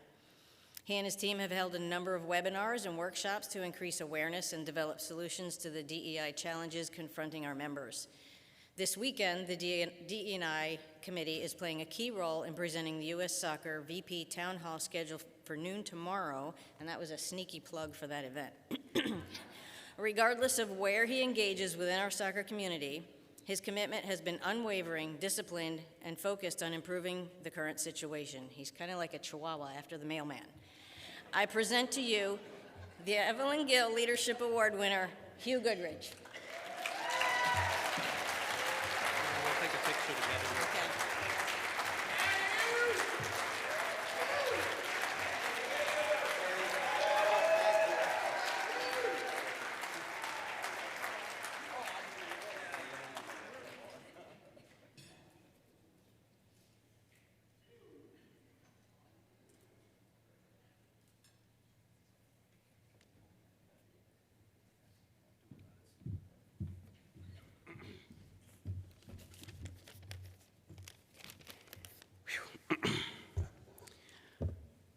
Good evening, everyone. I'm going to follow some good advice that I got from a trusted colleague out there, and that's to start my thank yous by focusing on some folks that really supported me, and that's my family, my wife and my 4 boys, who supported me all these years. You know, have shown me a lot of love and have shown me a lot of patience, and I think we've heard that from several of us earlier in terms of the time that we've taken away from the family, but they've always been there behind me to support me, and I really want to thank them for that. All right? They have allowed me to pursue my passion and my desire to give back to the game, and that's made it very special for me.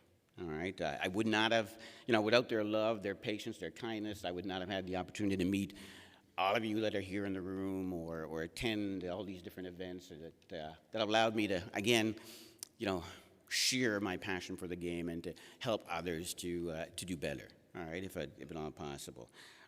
Next, Meg, where are you? I want to thank you very much for that intro speech, all right? She could have killed me, but she was just so nice. Thank you very much, all right? Dr. Pete and the board, I want to thank you also for selecting me for this award. All right, and to all the other award winners tonight, congratulations to you too. All right, and I really am fortunate to be amongst all of you. All right, soccer's been a part of my life for as long as I can remember. All right, first started playing on the streets in my native Jamaica. I moved to Canada, as Meg's pointed out, and that's where I first got into organized games in the sport. And I remember distinctly that first year I went to my junior high school. We're having tryouts, but I was so shy, I sat in the hill and watched everybody else try out and missed being on the team that year. But the following year came along, we moved to a different high school, and I said, hey, forget that. I'm going to go on out and try out for this team, and I did so with great abandon, and I've loved it ever since. I've just enjoyed that competition. I continued to play through high school and then at university. And, it was while I was at university that I really got exposed to the multicultural aspect of this great sport of ours. All right. Yes, our team had a few Canadians on it, but we had a lot of players from the West Indies. We had someone from Wales as well, and several Middle Eastern countries. And we'd go on road trips, for our games, and they were great road trips. And at one point, I swear in one of those vans, we'd actually came up with a solution for the Middle East crisis. It was just so great. We had everybody represented there, and we all came up with a good solution at the time. So, from there, I moved to Toronto. And after I finished up university and got working and continued to play. And there, again, Toronto, very multicultural city. In the city leagues, you can play with everybody. So my sphere got expanded. I was now playing with players from Africa, from all the other countries of Europe, and you learn so much about their culture, their love for the game as well. And you just measure that up with your own, and I totally enjoyed that. All right, we just always had a great time because we had one thing in common. We loved the game. We loved to play. and that kept us going. And I always enjoyed that. Meg mentioned my foray into the administrative side of things, and that started once I moved here to the U.S. And looking back, again, it was just a natural progression, and I think we've all gone through that, where we started playing, we got into some coaching, and then we turned into the administrative side of things, and I've been able to continue doing that for 25 or so years, and I've just enjoyed it. Soccer, it's helped to shape me as a person. All right, it's provided me an opportunity to do what I like best, is giving back and helping others. And it introduced me to a lot of people, right? All of you that are here today, all the others the other events and opportunities I've had to attend. And, there are ups and downs in life. And same thing in soccer, when administering it, playing, coaching as well. But at the end of the day, it always works out. It always works out. It's a great sport. I've always loved it. I love working with the individuals that are there and spending my time, administering it, trying to improve and get people to work together to make things better. I enjoy doing that, and something that I will continue to do. All right, and so I want to thank everybody very much. Again, thank you very much for the award, and I just wish everybody a great night, and I'm just so grateful for all the support and this recognition. Thank you.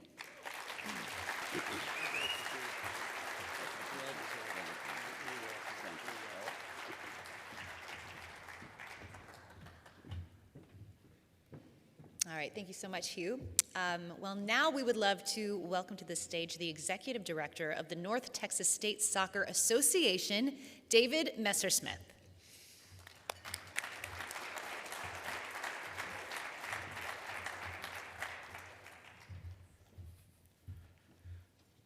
So another one of the Evelyn Gill Leadership Awards for tonight. And as Meg mentioned earlier, it's about leadership, community service, and then organizational growth and development of youth soccer. Those things were very important to Evelyn. I happened to spend about 30 years working with her in various capacities of soccer, and I know she lived those three things nearly daily.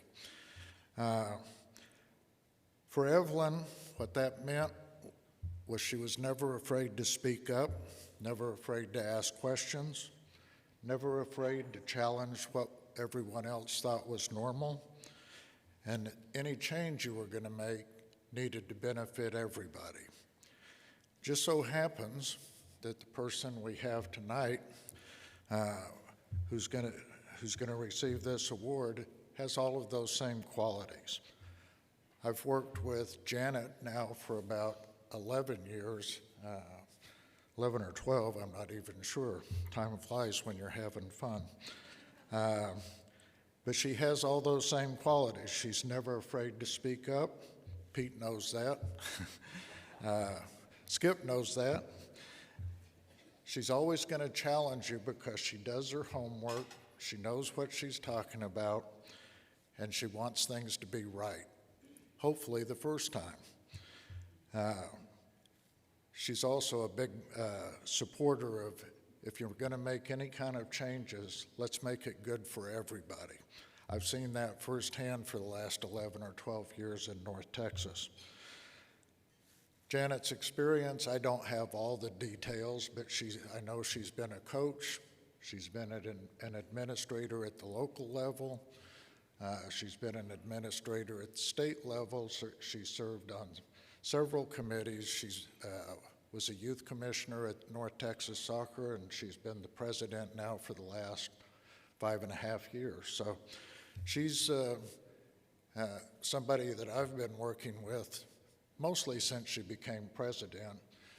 And for the most part, she keeps me honest. I try to keep her honest, and with that, we get along really well. So with that, I would like to introduce Janet Campbell as the Evelyn Gill Leadership Award winner.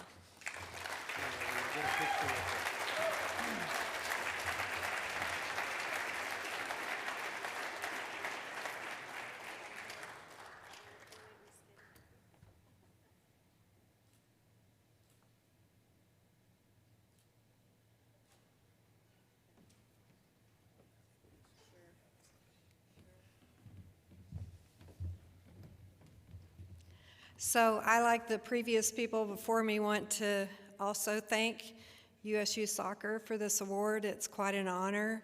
And I also want to thank my husband for putting up with me for 47 years. I said, thank you. Yes, we celebrated our anniversary this last week, and I got married when I was 5, okay? So, I, like David, also knew Evelyn, and she was a dear friend of mine. When I very first saw her up there on the stage at the USU Soccer Board group, I thought, who is that feisty little lady? She speaks up, and not very often, but everybody just stops and listens to her. And it was true that every time that she had something to say, it was really in the interest of the children and very inspirational for me. So she was encouraging of me to run for president of North Texas. She was encouraging of me to stretch in the soccer arena to do more things. She was on the governance task force with me for the U.S. Soccer Federation, and I very much appreciated her. I also want to say that it's quite an honor to be in the company of Hugh. I love Hugh, and I believe that his heart is in the right place with soccer as well. Also with Dave Guthrie and Kathy Zola, dear friends of mine who have received this award before me, so that's quite an honor as well.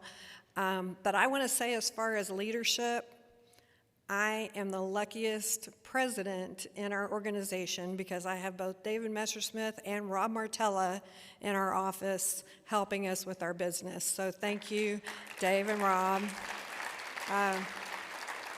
And I'm also grateful that I have a lot of my board members here tonight, so thank you to you and also to our new DOC, Warren, for your work in our state association. So again, thank you all, and have a great rest of your meeting.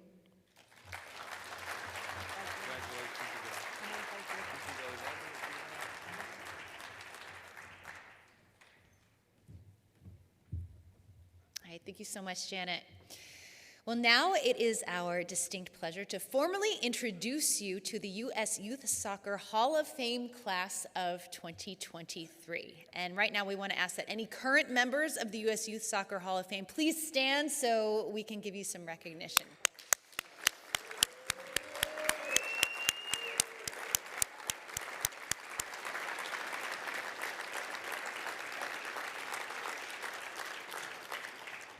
Pete, Sophie, how you doing? You good? Hanging in there? You're the hardest working man here this evening, and I heard that you appreciate a nice glass of wine. I think that you've earned that tonight. How much are you looking forward to that first sip? Sounds good. It's gonna taste real good, right? I'm with you, man. All right. Before we let you guys go back to your seats, I know we have a few remarks in addition to presenting the 2023 U.S. Youth Soccer Hall of Fame class. So, Pete, we're gonna send it over to you. I know you've got some words. Thank you. Okay, thanks, Suzanne. I want to welcome everyone to sunny California. Okay, that's my joke for the night. Probably not. I'll probably do something more, but we'll see. Okay. So I'd like to welcome everybody as we begin to celebrate our 50th anniversary, and as we look back at 2023 and the great accomplishments and the stuff we saw earlier with the players and all of our award winners tonight. So thank you very much for coming, and let's just give a round to everybody in the room because you're all winners.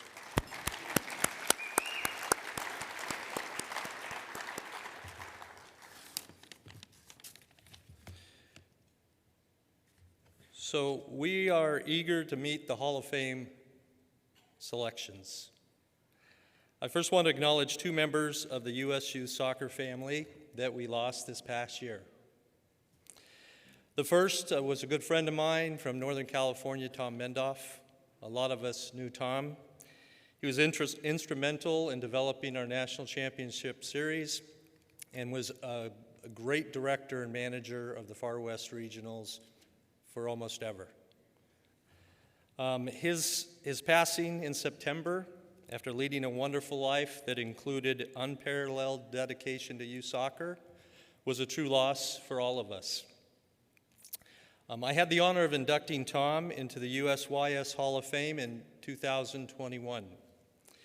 That recognition was richly deserved. His soccer credits, as I mentioned before, was his instrumental development of the National Championship Series and his unserving advice that he would give us at all times for anything that involved competition at that elite level. The other person that we lost this year is Valerie Clouat from Louisiana. She was an administrative assistant for Louisiana Soccer Association in 1999. She spent nearly 25 years in Louisiana State Association in a variety of roles, the most recent being technical department manager. We lost Valerie in late December, and she will be missed by her colleagues, Louisiana State, and all of us at USYS. Please join me in a moment of silence for Tom, Valerie, and everyone else that we unfortunately lost during this past year in the USYS family.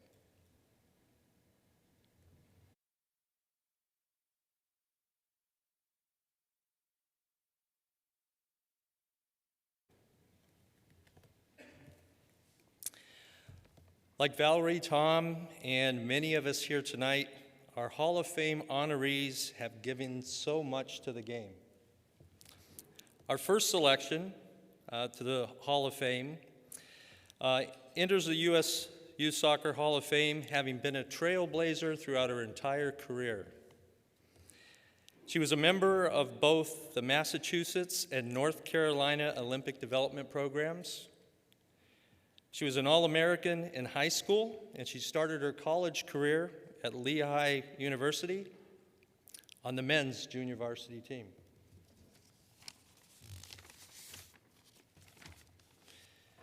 Lauren spent 2 years with the Mountain Hawks before transferring to Harvard University, where she was named a first-team All-American in 1981. She then transferred to the University of North Carolina. I think they play soccer down there, at Chapel Hill, where she won an A1AW championship and the soccer team's first ever NCAA championship in 1982. Her coaching career was equally successful. She helped the Tar Heels to another national championship as an assistant and also coached at Harvard.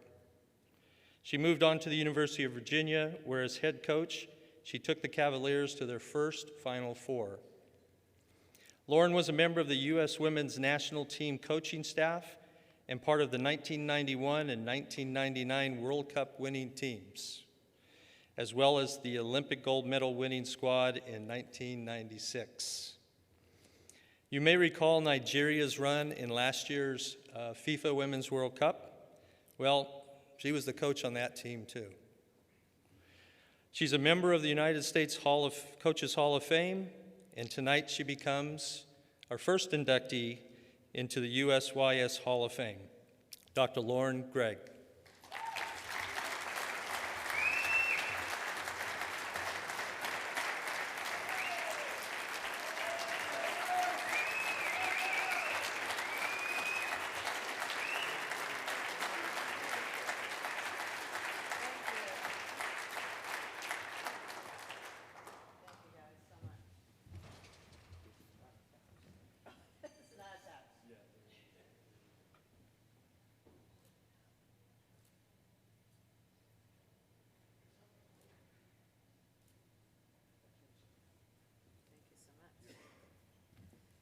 Okay, you guys tired of your speeches or what? I'll try to keep it brief. I'm known for stories. My poor children listen to my endless stories, but that's kind of how I like to recall things. And this is just one big story to me. You know, I was sitting with a lot of the board members, and first, thank you, Pete and USYSA for this award, and certainly the Hall of Fame committee. You guys have been so gracious in welcoming me today. It's meant the world. But more than anything, it feels like coming home. It's hard to explain. The 50th anniversary is kind of cool for me because at 12 years old, I remember opening the Wellesley Townsman, live in a small town outside of Boston. And there's this little ad and said, anyone who wants to try out for soccer. And at this point, there's no soccer in my town. Nothing for girls. I just kicked around with my brothers in the backyard. And lo and behold, there's a tryout in the gym, almost 50 years to this day, when I was 12, in dead of winter in January. And so it's kind of coming really full circle for me. And that was the launch. I played for the Wellesley Clovers, the first ever USYSA team in the town of Wellesley. And we had a dad that coached us, and to this day, it's some of my greatest memories. And even though I've won at the highest levels, I know Joy will attest to it, even at that level, we all did it because we loved it and the joy of it. And the videos when this opened up just made my heart swell because this is what it's about. And to me, you guys are the guardians of the game. You're the guardians. We need you. And without you guys and what you do and the opportunities you provide and the experiences and the molding, we wouldn't be where we are. And we are fully aware of that. Anson, Tony, myself, we knew the backs on which we stood. And that's why we spent so much time. Every time we came back from a world event, we were in every region, every ODP event, sharing information. And I really want to challenge us to get back to that integration, and we'll come back to that. But after, as you mentioned, so it's kind of also for circle, so Thomas Fleck actually recruited me. The funny thing is, I'm getting letters. Of course, not like recruiting today where, everyone's on the sideline and hovering. It's letters back and forth through the mail. And so I'm getting all these letters from Lehigh. I'm like, God, they must really want me. I'm like, All-American, high school, won the state championship. He didn't know I was a girl because I was Lauren, Greg, and I didn't know he was the men's coach.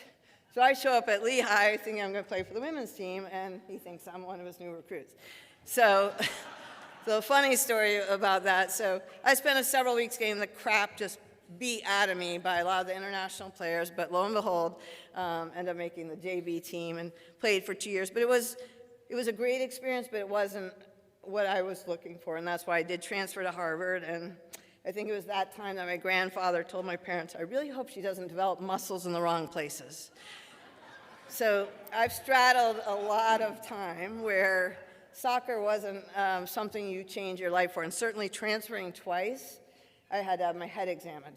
But I knew what I wanted, and we had gone to the first unofficial national championship in Colorado Springs and played against North Carolina, and luckily I'd scored a couple goals, and Anson recruited me down to North Carolina, which at the time seemed like the deep south. But we went on to win the first 2 ever national championships, and as Pete said, went on coach there for a 3rd one. But what was really important about my time there was Anson reminded me, as other people have said eloquently, about the importance of giving back. He said, if I were just 2 years older, I would not have caught any of this. Like, I'm so lucky, and I'm so aware of my timing. So my whole career has been, let me give back, and the more I give, the more I get. And I remember the first national team victory we had in 1986, we were in Blaine, Minnesota, and we won. I assisted April Heinrichs on her first game-winning goal, and Anson turns to me and goes, one day there's going to be a World Cup, and I freaking carry so many suitcases. And we couldn't imagine that 5 years later that we would coach together in 1991. And certainly I had the honor of coaching Joy Fawcett, not only one of the most talented players in the world, and unfortunately, we had social media back then to be able to continue to promote that team and players like Joy, but one of the most incredible people that I've ever had the honor of coaching. So congratulations to Joy as well. So after we won the World Cup in '91, and we kind of fell off the mark a little bit and rested our laurels, the rest of the world caught up. We lost in 1995 to Norway, but then regrouped in 1996 to win the first ever Olympic gold medal. And what's critical about these steps along the way, and I know each of you guys in this room are playing similar roles, is to not ever forget the power of one. In going to 1996, 2 people made women's soccer an Olympic sport, James Moran and James Cromwell. And people don't even know that, and it's so important to me to honor that, where two people said, no, we deserve to be in the Olympics, and they fought, and they fought, and they fought. So don't ever forget that you can make such a difference, and we need people to continue to change and evolve the game for us. So continue to see what you can do and how you can impact. Going on to 1999, that same team in 1991, Michelle Akers, Joy Fawcett, Christine Lilly, Julie Foudy, Karen Gabeira, April Heinrichs, Mary Harvey, we would not be here without them. They had this incredible run through 1999, and I was so fortunate to be part of it. Can you imagine we filled the Rose Bowl, 99,000 people with no social media. No social media. And what people don't know about those players is they sold the game. They sold the game.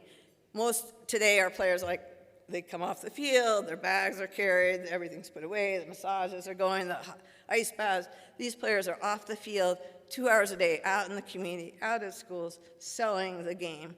And, you know, just such an honor to represent them and share that with you so you know how hard they worked. And to me, it's a reflection also on you. I know how hard each of you work, and many of you won't get the recognition, but don't feel that it doesn't get noticed or isn't part of our fabric, because I really, really believe that. So really appreciate everything all of you have done for the game, not just for me and the joy it's brought me, but for our success and all those kids. But at the same time, we have so much work to do. And so one of the reasons we're successful and one of the reasons we won is we were critical of ourselves, not just in defeat, but in success. So we have been successful, but we're at a crossroads right now. We need to relook at it. How do we get our youth teams back being more successful? How do we get more opportunities for more players? How do we become dominant on the world stage again? The cultures need to be better.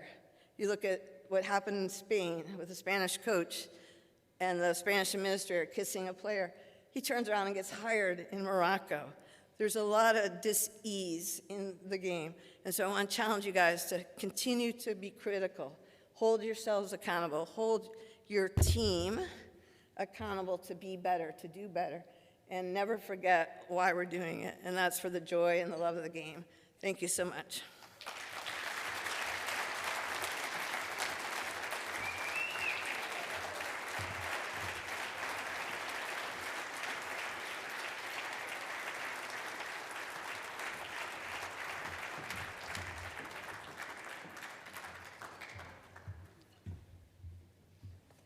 Congratulations, Lauren. Let's give her one more round of applause.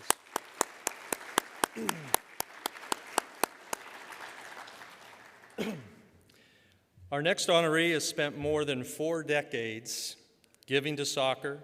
He is one of 4 award winners tonight from the Mountain State. I'm sure you'll hear his usual chant when he gets up here, I hope. I'm not stealing his thunder. He's the executive director of West Virginia Soccer Association. Dave is a championship-winning coach, claiming 3 Region 1 championships with the now West Virginia Rapids, a club that he founded. His credits also include 3 county championships with the Park Junior High School in only 5 years on the school's sidelines. From his first day as president of Beckley-Raleigh County YMCA Soccer Association, Meg, there's another mouthful. To his 3 decades as the executive director of West Virginia Soccer Association, the Mountain State and us at USYS owe many, many thanks to this man. Ladies and gentlemen, Dave Larraba.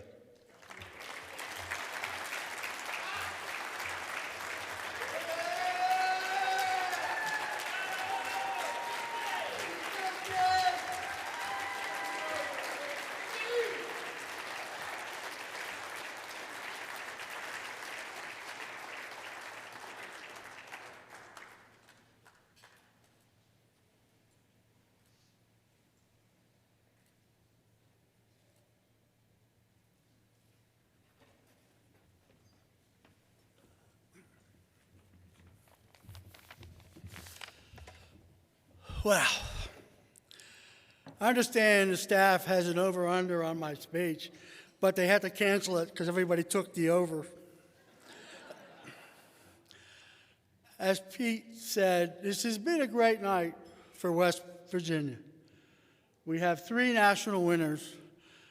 They work hard, and getting that kind of recognition for our small state is just fantastic. So congratulations again to Lloyd, Nate, and John. I wish to thank Dr. Pete and the board, and Roy and the Hall of Fame committee for selecting me for induction into the Hall of Fame. Thanks to Skip, Chris Webb, Jill Weiser, Emily Zach, and all the staff for all their help and support over the years. I want to say sincere congratulations to Joy and Lauren. It's humbling for me, who didn't play the game, to be inducted with 2 giants of the world of women's soccer.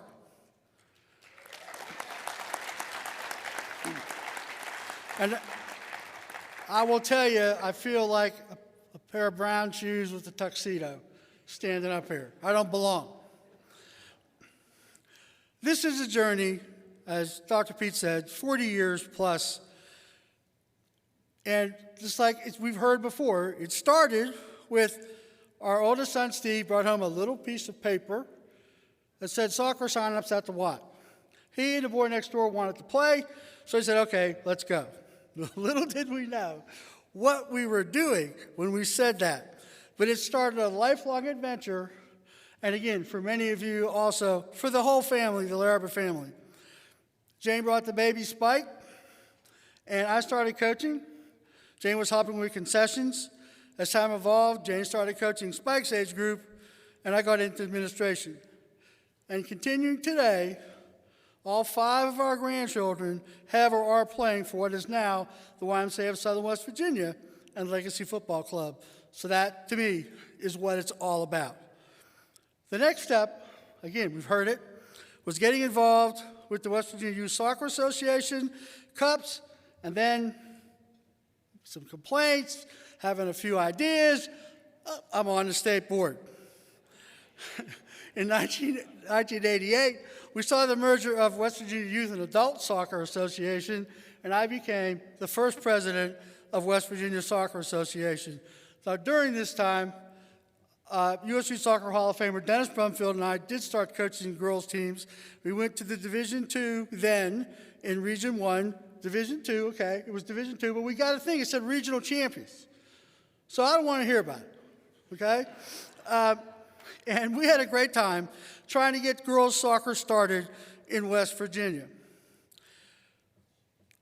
Then, by being there and having an opinion, you think I have an opinion, I'm on Adele Delansky's Region 1 Cup Committee. That went along for a while, and Jane started helping, and Jane became a member of the committee. And in the 1980s, I was then appointed to then USU Soccer Region 1 Appeals Committee and mentored by George Towner. That started a path that continues today. I served on the USYS Appeals Committee for over a decade, and when all the appeals were given to the Federation, I then became a member of the Federation Appeals Committee. And during the 90s, we would go to the workshops, the USYS committee, and we would have sessions like we're having this weekend, and we would teach people about, no, you can't tell somebody you're suspended for 5 years. If you don't like it, call the Federation. Can't do that. But it happened back then. So we worked to do that back then. Traveled around to the state associations doing the same type of things. And in 2000, I became the first non-lawyer to be appointed chairperson of the Federation Appeals Committee. Continues today serving under Chairperson Hall of Famer Kathy Zolad and U.S. Soccer General Counsel Greg Fike. Evolved into also now with Safe Sport risk management under Allison Kokoris. Why 30 years in appeals, discipline, and player safety. It's not flashy. It's just not. It's behind the scenes. Every participant deserves a fair shake if they get in trouble. Every participant deserves it. The state associations, the clubs deserve to be able to have their rules and have them enforced, but they have to do it in a fair manner. It's important. And then for risk management and safe sport, if you get the call, as I have, Dave, we had a player, 9-year-old girl, die on the field for sudden cardiac arrest. You don't want that call. If we can save one player, it's worth it. And then we have the safe sport. If we can keep our player, we keep our players safe. It's job one. We have to do it. And if we don't do it, we're derelict in our responsibilities.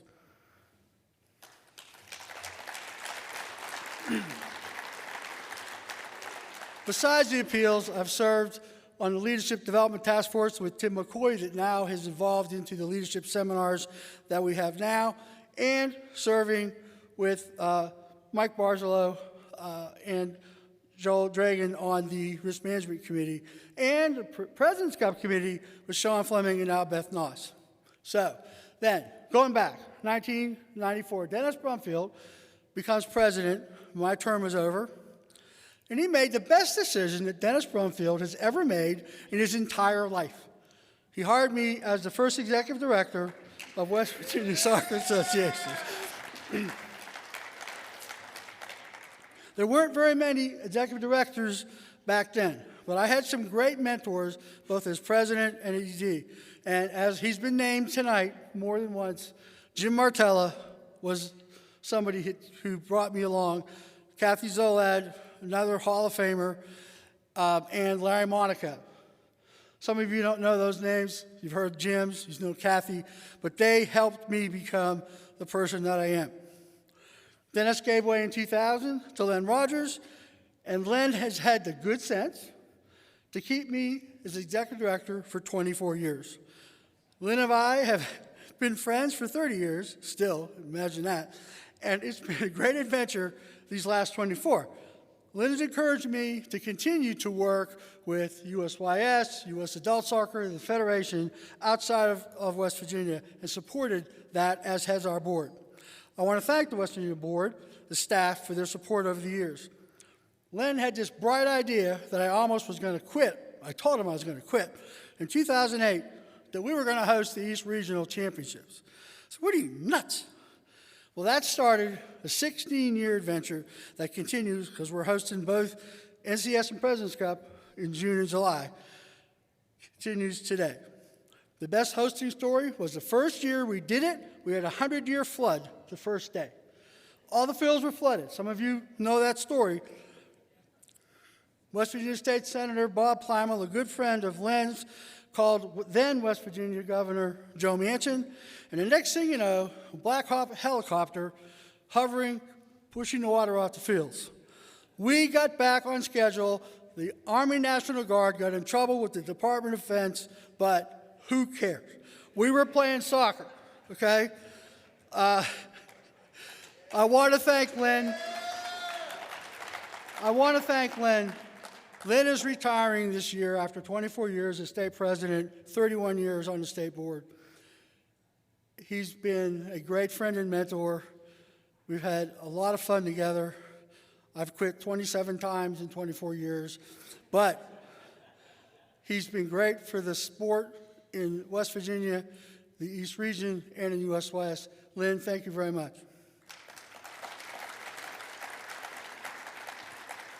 Many thanks to all the WSA who supported me, and our Executive Vice President Randall Coleman, who's here tonight, and our staff, Linda Barnett, Christy Accord, Amanda Eller, Beth Noss, Marcus Cole, Susan McIntyre, Andrea Lilly, Judy Green, Travis Callahan, and many more. Thanks to all my colleagues that have helped, all the East Region EDs, past, present, and future, Jim Coots, Natalie Schwabel, And tonight's United Soccer Coaches Award winner, which we have to fix this so we can support each other, Louise Waxler. I would love to be there for Louise, but obviously we're here. In the end, yeah, it's coming to the end, my family gets the credit. This 40-year adventure, Steve and Spike getting interested, keep playing, putting up with every vacation, being a regional trip, the AGM, a workshop. They did enjoy going to Orlando and skiing in Salt Lake, but they put up with it. And it must not have been too bad, because they continue in the family business. They're coaching their own children, Skylar, Rylan, Evan, Loretta, and Helena Jane. Helena Jane, get that part. The coaching club, rec, high school, whatever it takes, and also getting both of them into soccer administration. Gee, I love you both. I am so proud of the young men you have become and your dedication to growing the sport.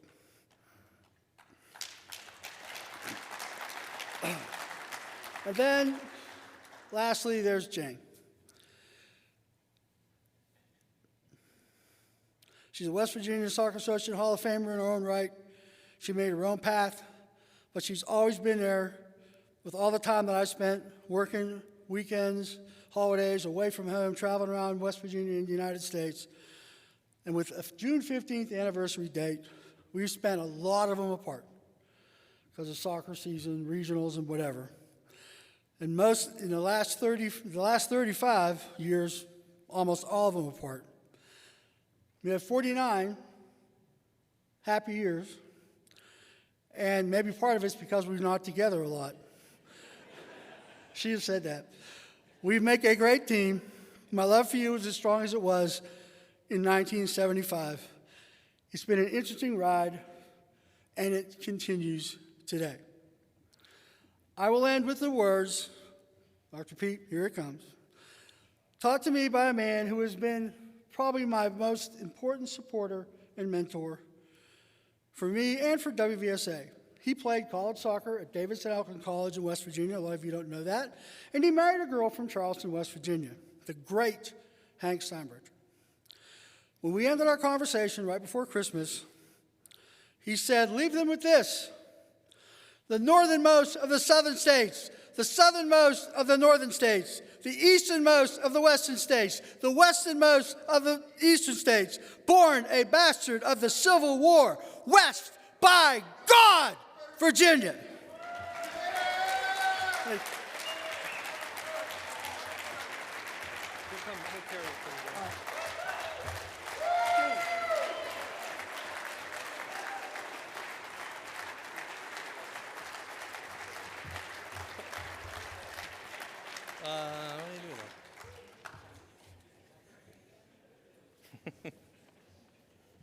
Hey, Dave, can I get my papers back?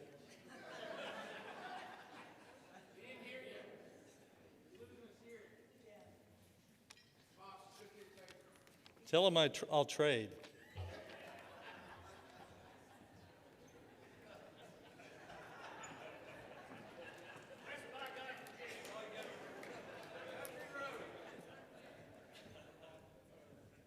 Okay, hold on just a second. I'm checking to make sure I have my wallet.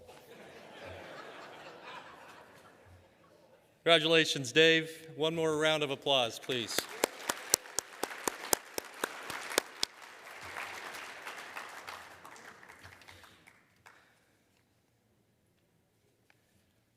Our final inductee tonight is no stranger to anyone who has followed the success of the U.S. women's national team, or soccer in general. We've heard her name mentioned multiple times tonight as one of the outstanding soccer players of America, let alone one of our outstanding women soccer players of America. She's local, as you heard earlier from Nick Webster, the Cal South president. Her legendary career began as a teen with the Orange County Youth Soccer Club. An immediate standout, she participated in the USYS Olympic Development Program and the U.S. Youth National Team. During her 4 years at Cal Berkeley, Joy was a two-time National Player of the Year, three-time first-team All-American, and still holds the program record for most goals in a single season with 23.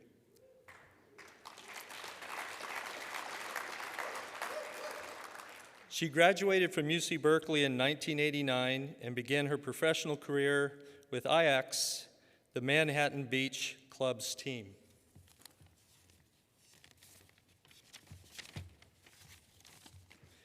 Two short years later, this legend reached the pinnacle of the sport as a World Cup winner in the first ever women's tournament.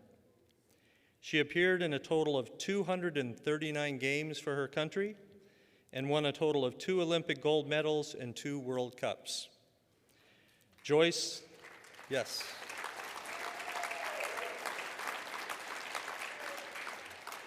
Joy, you have a few fans in here, you probably figured. Joy cemented an off-field legacy as a founding member of the Women's United Soccer Association in 2001, just 3 years before she hung up her cleats for good. Ladies and gentlemen, Joy Fawcett.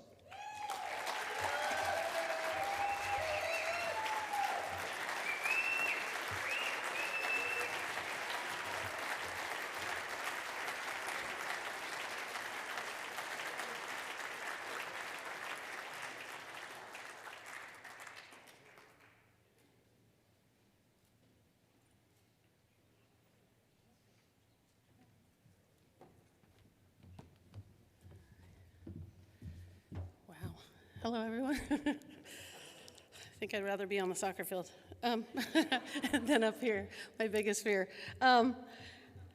But I am honored to receive this recognition from the U.S. Youth Soccer Hall of Fame, along with Lauren and Dave. It's an honor, and those that have come before. I want to express my gratitude for the support and the experiences that have shaped my soccer journey. Thanks to my parents that are here tonight for their sacrifices and belief in my passion for soccer. Your dedication has been the foundation of my story. To my 8 siblings who surprised me here tonight, their companionship and encouragement have been my strength. Together, we've created meaningful experiences that I won't divulge any secrets tonight because our parents are here.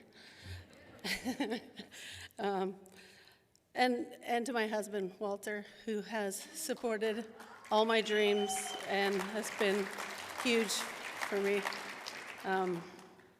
But this induction is a celebration of the community that has shaped my journey. Thanks to the coaches, teammates, and mentors for instilling the teamwork and collaboration, including the importance of making friendships. Soccer for me is more than a game. It's a celebration of unity, shared goals, and the bonds of friendship. The beauty lies in teamwork and facing challenges together. Let's not forget the essence of youth soccer, the importance of having fun on the field, which is what kept me in the game. The joy and enthusiasm of the young players are crucial, as well as the friendships forged on the pitch. As I enter this hall, I carry the spirit of every contributor to soccer in the U.S. This recognition is a call to give back and inspire the next generation. To my family and friends, this honor is yours too.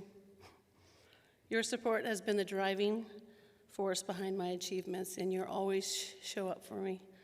Thank you, U.S. Youth Soccer, for this prestigious honor. And cheers to the beautiful game, the journey ahead, teamwork, the fun, and the friendships that make soccer special.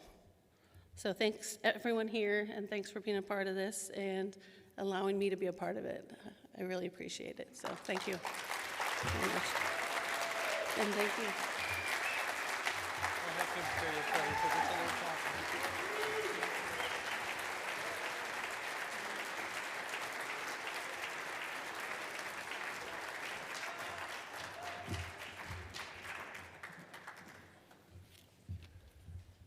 Okay. I got a little smarter there. I put them back there so I wouldn't lose them. But Lauren, Dave, and Joy, congratulations, and one more big round of applause for them, please.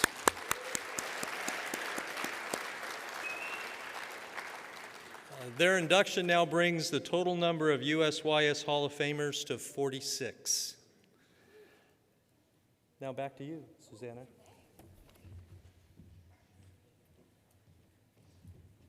All right, one more time. Let's give it up for the class of 2023.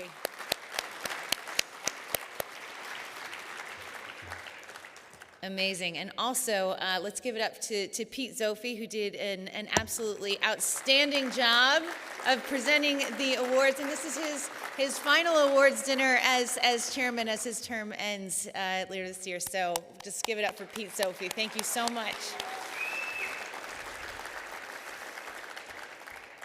All right, I'm scrolling. Sorry, guys, bear with me. But we've got some housekeeping before we wrap things up. Just so you can see these beach towels that are down here. If you're an award winner, we want to make sure that you guys know that you can take those home as a little souvenir for that. So, yeah, those are. Might try to grab one myself. All right, so we also ask that all the award winners and presenters meet at there's a step and repeat just outside these doors. If you go to the right, we want to get some photographs so we can commemorate this really special evening. So if you've received an award tonight, please, after the award ceremony, go out there and we'll meet and we'll take some photos. And also on the note of thank yous, we'd like to thank again to all of the U.S. Youth Soccer partners and sponsors and every one of you for all you do for youth soccer. So everyone give yourselves a round of applause. And finally, it is my pleasure to bring to the stage the CEO of USYS, Mr. Skip Gilbert. Welcome to the stage, Skip.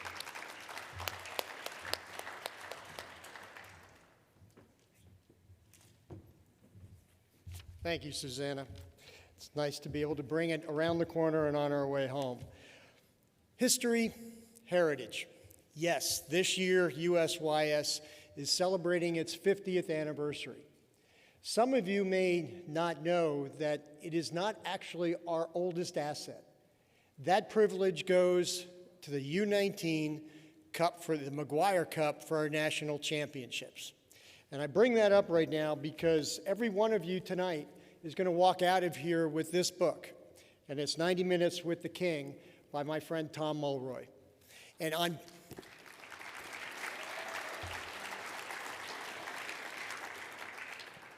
page 179, there's a QR code. So when you get the book, you can take your camera and you can click it, and it's the chapter about the McGuire Cup. What you will find, you're about to see. It was 1935, the year that Elvis and Sandy Koufax were born.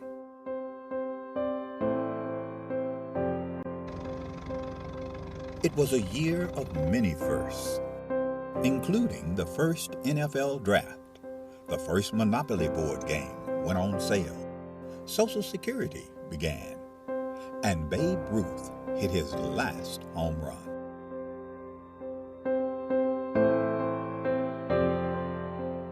In addition to these milestones, the National Junior Challenge Cup was founded in 1935, offering a youth competition for young men in the United States.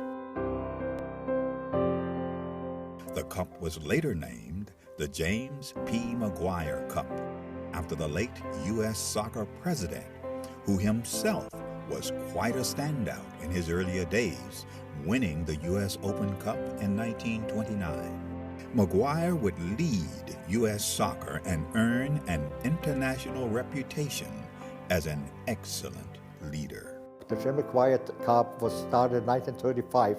It was the only cup that the United States Soccer Federation had for youth players.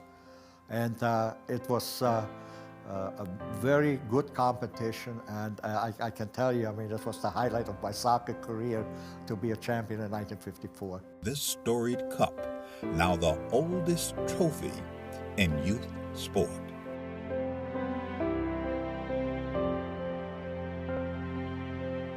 It has a history, it has a meaning, I think it has tradition.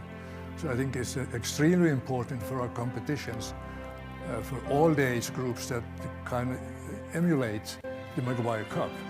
Winning the Maguire Cup is huge, just because all that history that comes along with the oldest trophy in youth sports period. That's really big for us. Who will write their name in the next chapter of the storied Maguire Cup?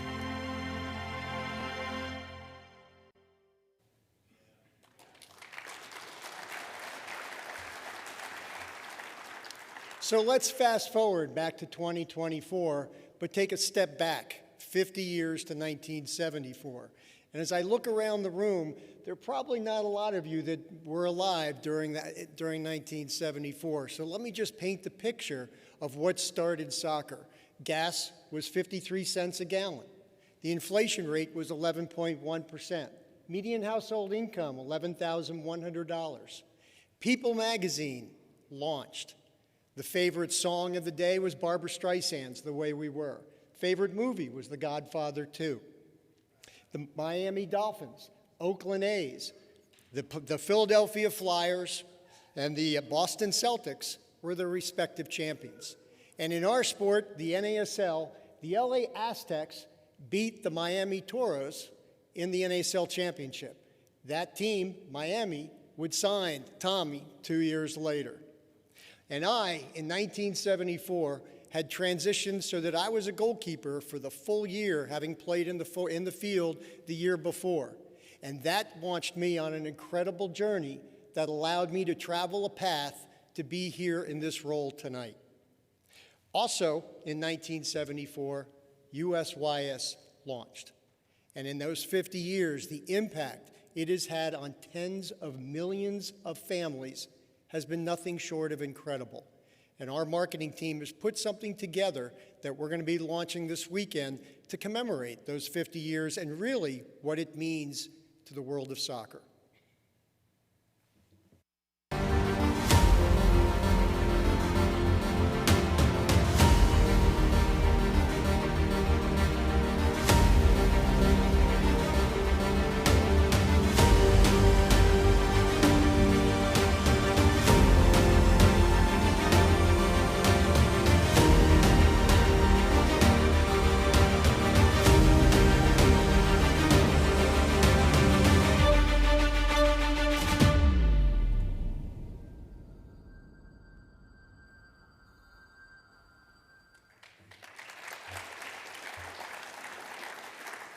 So let me pivot and bring the evening to close with a number of thank yous.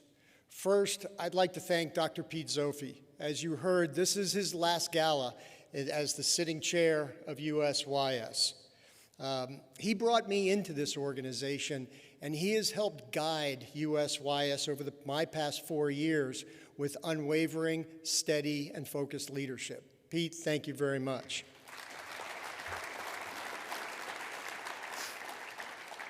To our board of directors, you've provided unwavering support to make USYS the organization that it is today, and certainly pointing us in the right direction. To the board, thank you.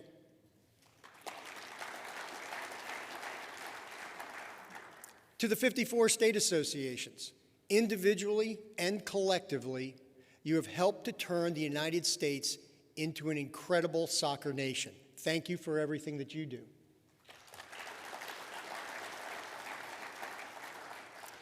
To our incredible staff who put on events like this, but do everything in their power day in and day out to help this organization strive for its vision of bringing communities together through the power of soccer, making lifelong fans of the game. To the staff, I thank you all.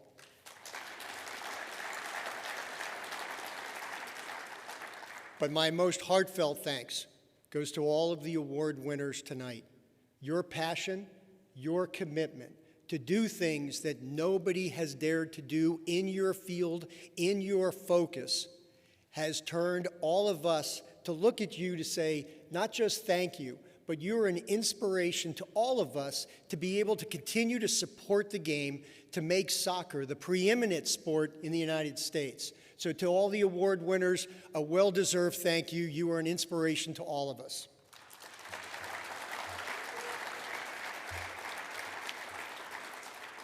And last, we couldn't have a night like tonight if we didn't have a great MC. Susanna Collins, thank you very much for being here.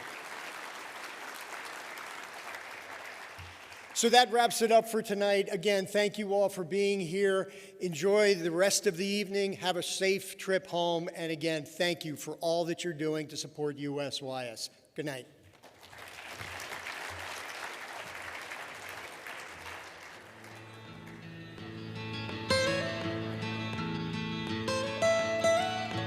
Almost heaven, West Virginia.